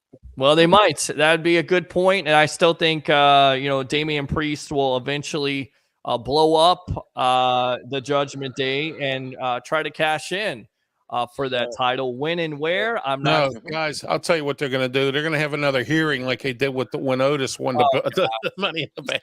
Please, no hearings, no talk shows, none of that. Just decide it in the middle of the ring. Curtis, anything else? I'm glad the Cody Rhodes and Brock Lesnar thing is over with because I got tired of watching that. Yeah, I want to see Cody move on. And, you know, I notice every single time that Seth and then Cody come off a big win, they come to the ring, they're about to challenge each other, and somebody interrupts. Yep. And Shinsuke Nakamura was the one that did it the other night as he turned heel. You were there, Larry, so we'll get the insight on that. Yep. But that was did I hear Sami Zayn got hurt? It looked he's hurt too now. Hurt because the elbow did not look good. And if you look online and Google it, yeah, I mean, that's why he wasn't able to be in the main event. But after the show, he was out. I mean, we're going to get to it. So after the show, he was telling the crowd, hey, guys, thanks so much for coming out to the show. We love Minnesota, all that kind of great stuff. So, he was able to communicate and all that stuff, but just he might be out for some time with that injury and him and KO being out, Kevin Owens, it's kind of sucks. Yeah. So I mean, now you're going to I have to drop the titles, possibly. You would So think. Right? part of it is, are you going to split the titles and have a champion on each brand, or are you going to just keep them the way that they are? I don't know. That's a great point. That's a great question. It really is. And I think WWE has a problem if both of those wrestlers are hurt, because right now both of those wrestlers are over with the crowd. We know how much how great was it, the storyline where they finally beat the Bloodline and the Usos, and now how disappointing is it that both wrestlers are hurt? You can't do anything about injuries, but you're going to have to change the storyline. No, if Adam Pearce would do his job and stop the Judgment Day from injuring wrestlers for main events. Well, it is definitely a part of the storyline, Ralph, and it's a storyline that makes us. Oh, I know it is, but Adam Pearce should do his job, and so should the refs. I thought that the Oscar, Bianca, and Charlotte match was the match of the night for me. Those women went to town on each other. Yep, they sure did. They absolutely did, and I was surprised by the outcome. Of course, no, I was surprised Gunther beat Drew McIntyre. Yeah. You know what? So speaking of Gunther, excuse me. Gunther. I think it's time. I think it's time for this. I think it's time for this guy to challenge somebody for a heavyweight title, because this guy is like he's what Cesaro should have been. Yes. Correct. That is a very good point. And Cesaro was over with the crowd, athletically gifted, same way. This guy, I think, will eventually at WrestleMania be one of those wrestlers. Even in the Royal Rumble coming up, he may win the Rumble. He may be the guy that wins the Rumble. It's a big dude. Yep. He's definitely over. I know this might not happen right now, but I would like to see him and Seth Rollins. Yeah, I'd like to see him and Roman. I think him and Roman would be a power struggle. They would go in there and try to dominate each other, and let the best man win. Yeah. What? Speaking of Monday night, what do you guys think about the Miz in LA Knight? What do you think about that? Well, I'm going to tell you right now. I like LA Knight. LA Knight. I mean, the Miz and LA Knight. Look, that's the way to do it because he is a veteran. It's going to be a good match. But LA Knight is so over right now. That's the guy most likely that's going to win the Royal. Crowd went crazy. Yeah. I mean, he won. He already won the Battle Royal for SummerSlam. Yeah. They didn't say what that's going to be, but I eventually think that's your guy right there that you're going to have to put a title on, a big time title. I'm going to say that. Well, you know what? Him versus Gunther. Him versus Gunther. Wow. You put the. Well, in Survivor Series, it's going to be Gunther versus Austin Theory, because they always do the two brands championships go against each other.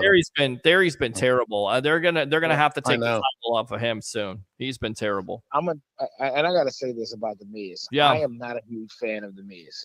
Right. But if you could have anybody's career, the way that guy's life has gone since he's left MTV. He was on what was he on? The Real World, and then he was also on Tough Enough. And he wasn't even the winner of Tough Enough. He wasn't third or something, right? Yeah. No, I mean, it's the same thing with Daniel Bryan. Daniel Bryan, he was cast off from the Nexus. Yep. And this guy blew up. Yep. This guy was huge. Well, Bryan Danielson or Daniel Bryan, he was always on the independent circuit. Everybody knew how good he was. They just didn't. They never gave him the respect because he was so small. And at the time, Vince didn't embrace smaller wrestlers. And that's the great thing about now you have called him a B+ player. There you go. B+. Yeah. Curtis is not a B+ player. No, he's not. My friend. What else is on your mind to finish up here? I'm just, you know what? Wrestling has, I know all of us have seen wrestling evolve over the years. I just want a good show. Yeah. Well, I don't care about, listen, the talking and the drama is always going to be part of wrestling. Sure.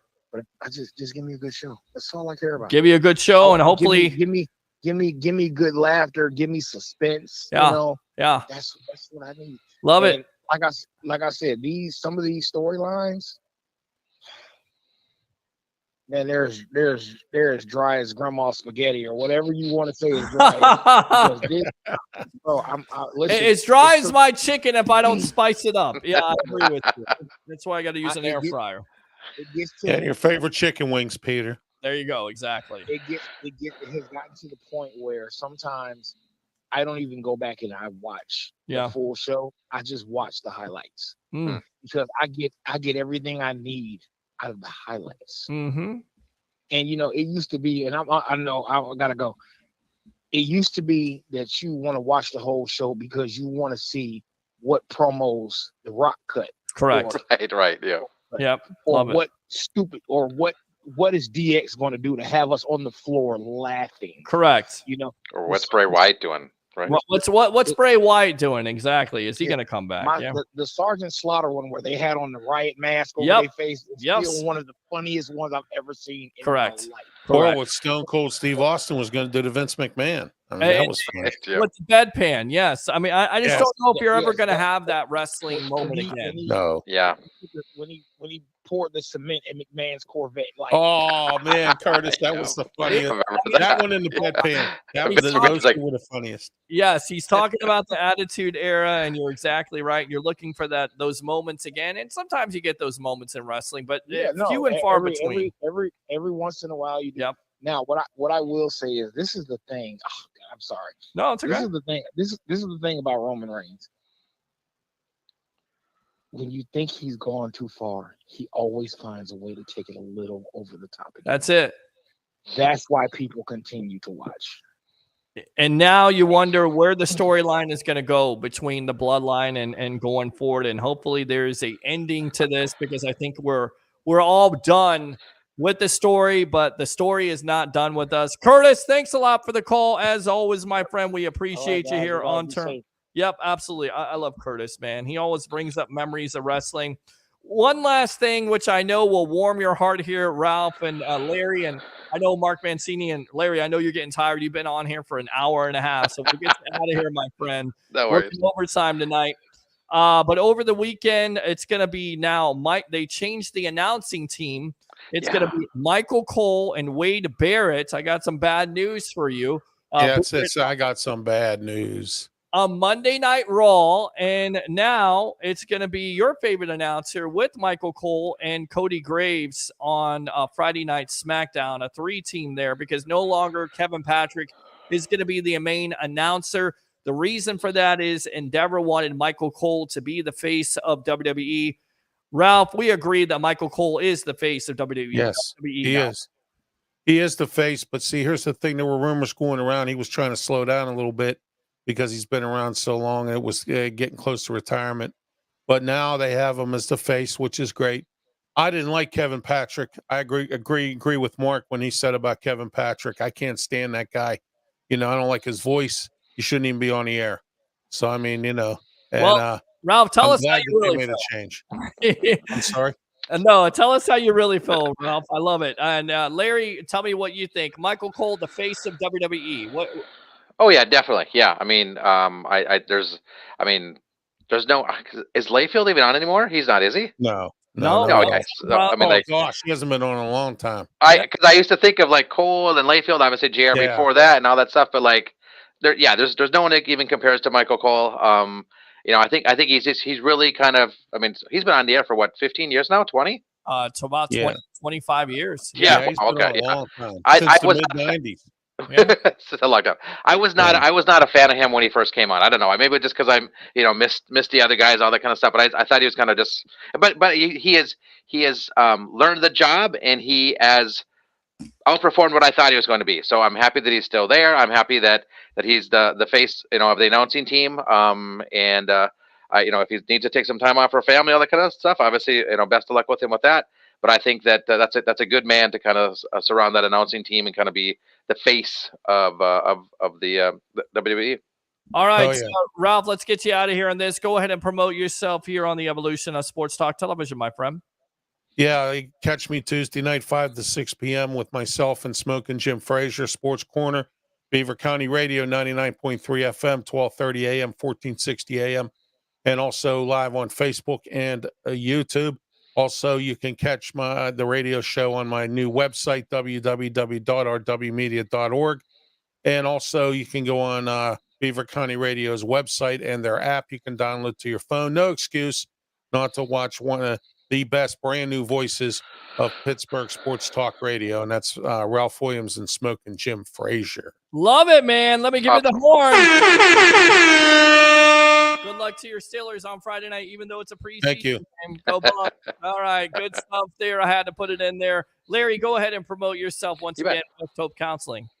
Well, it's certainly great to be on the show again. Thanks so much. It was a great time tonight. Yes, I'm a relationship and individual therapist. I work with athletes and professionals with relationship issues, affair recovery, life, career transitions, men's issues. I see clients in Florida as well as Minnesota. I do take insurance, and just love to hear from you guys, right? I mean, said whether it's anxiety, depression, obviously the other things, affair recovery. I'm here to help, right? I'm this person that really wants to kind of help you get from point A to point B. So please give me a call or contact me. My phone number is 727-946-1346. Again, it's 727-946-1346, and my website is besthopecounseling.com. Thanks so much. Yep, there you go. Larry, thanks a lot for the overtime tonight, and we'll see you soon here on the Evolution of Sports Talk Television, my friend, all right? Thanks so much. Have a great night. Take care. Thank you. All right, there you go. Man, I don't know what you want. I mean, I gave you 3 hours tonight, and I had a bad day at work, but, this is my venting. This is the way that it makes my day better with all the calls, all the text messages. Appreciate the love. Thanks a lot to all the guests tonight. The Sage of Tampa Bay, Mr. Ira Kaufman, and, of course, Mr. Leo Haggerty, the legend himself, former Coach Scout and now media member of Night Sports Productions, and, of course, Amped Up Sports. Of course, Ralph Williams right there, the bodyguard of the Berg. Larry Baumgartner, Best Hope Counseling. Definitely get to that website, get to that phone number if you need some help with your marriage or if you're an athlete watching this show right now. And as always, thanks a lot to all the calls, the text messages. You fans make the show go. We have 1 day left until Bucs versus the Steelers. I bet you're wondering what we're going to do that night. We're going to have a post-game show. I don't know about a pregame, but we'll have a post-game show. We'll get your comments. We'll get your phone calls. Definitely tune in. Like and subscribe to the Sports Web on YouTube. Like I Love St. Pete, the Hub, Amped Up Sports, and, of course, Bucs Life. And do 3 things for me here as we're 1 day away from preseason football. Bucs versus the Steelers. You ready? You know it. You love it. You got to have it. Bring your passion. Bring your excitement. Just don't bring any nonsense. I'm your host, Peter Blake, your Rolex reporter. What time is it? It's my time. And for the Tampa Bay sports fan and fans of the Sports Web, it's your time. See you on Friday nights.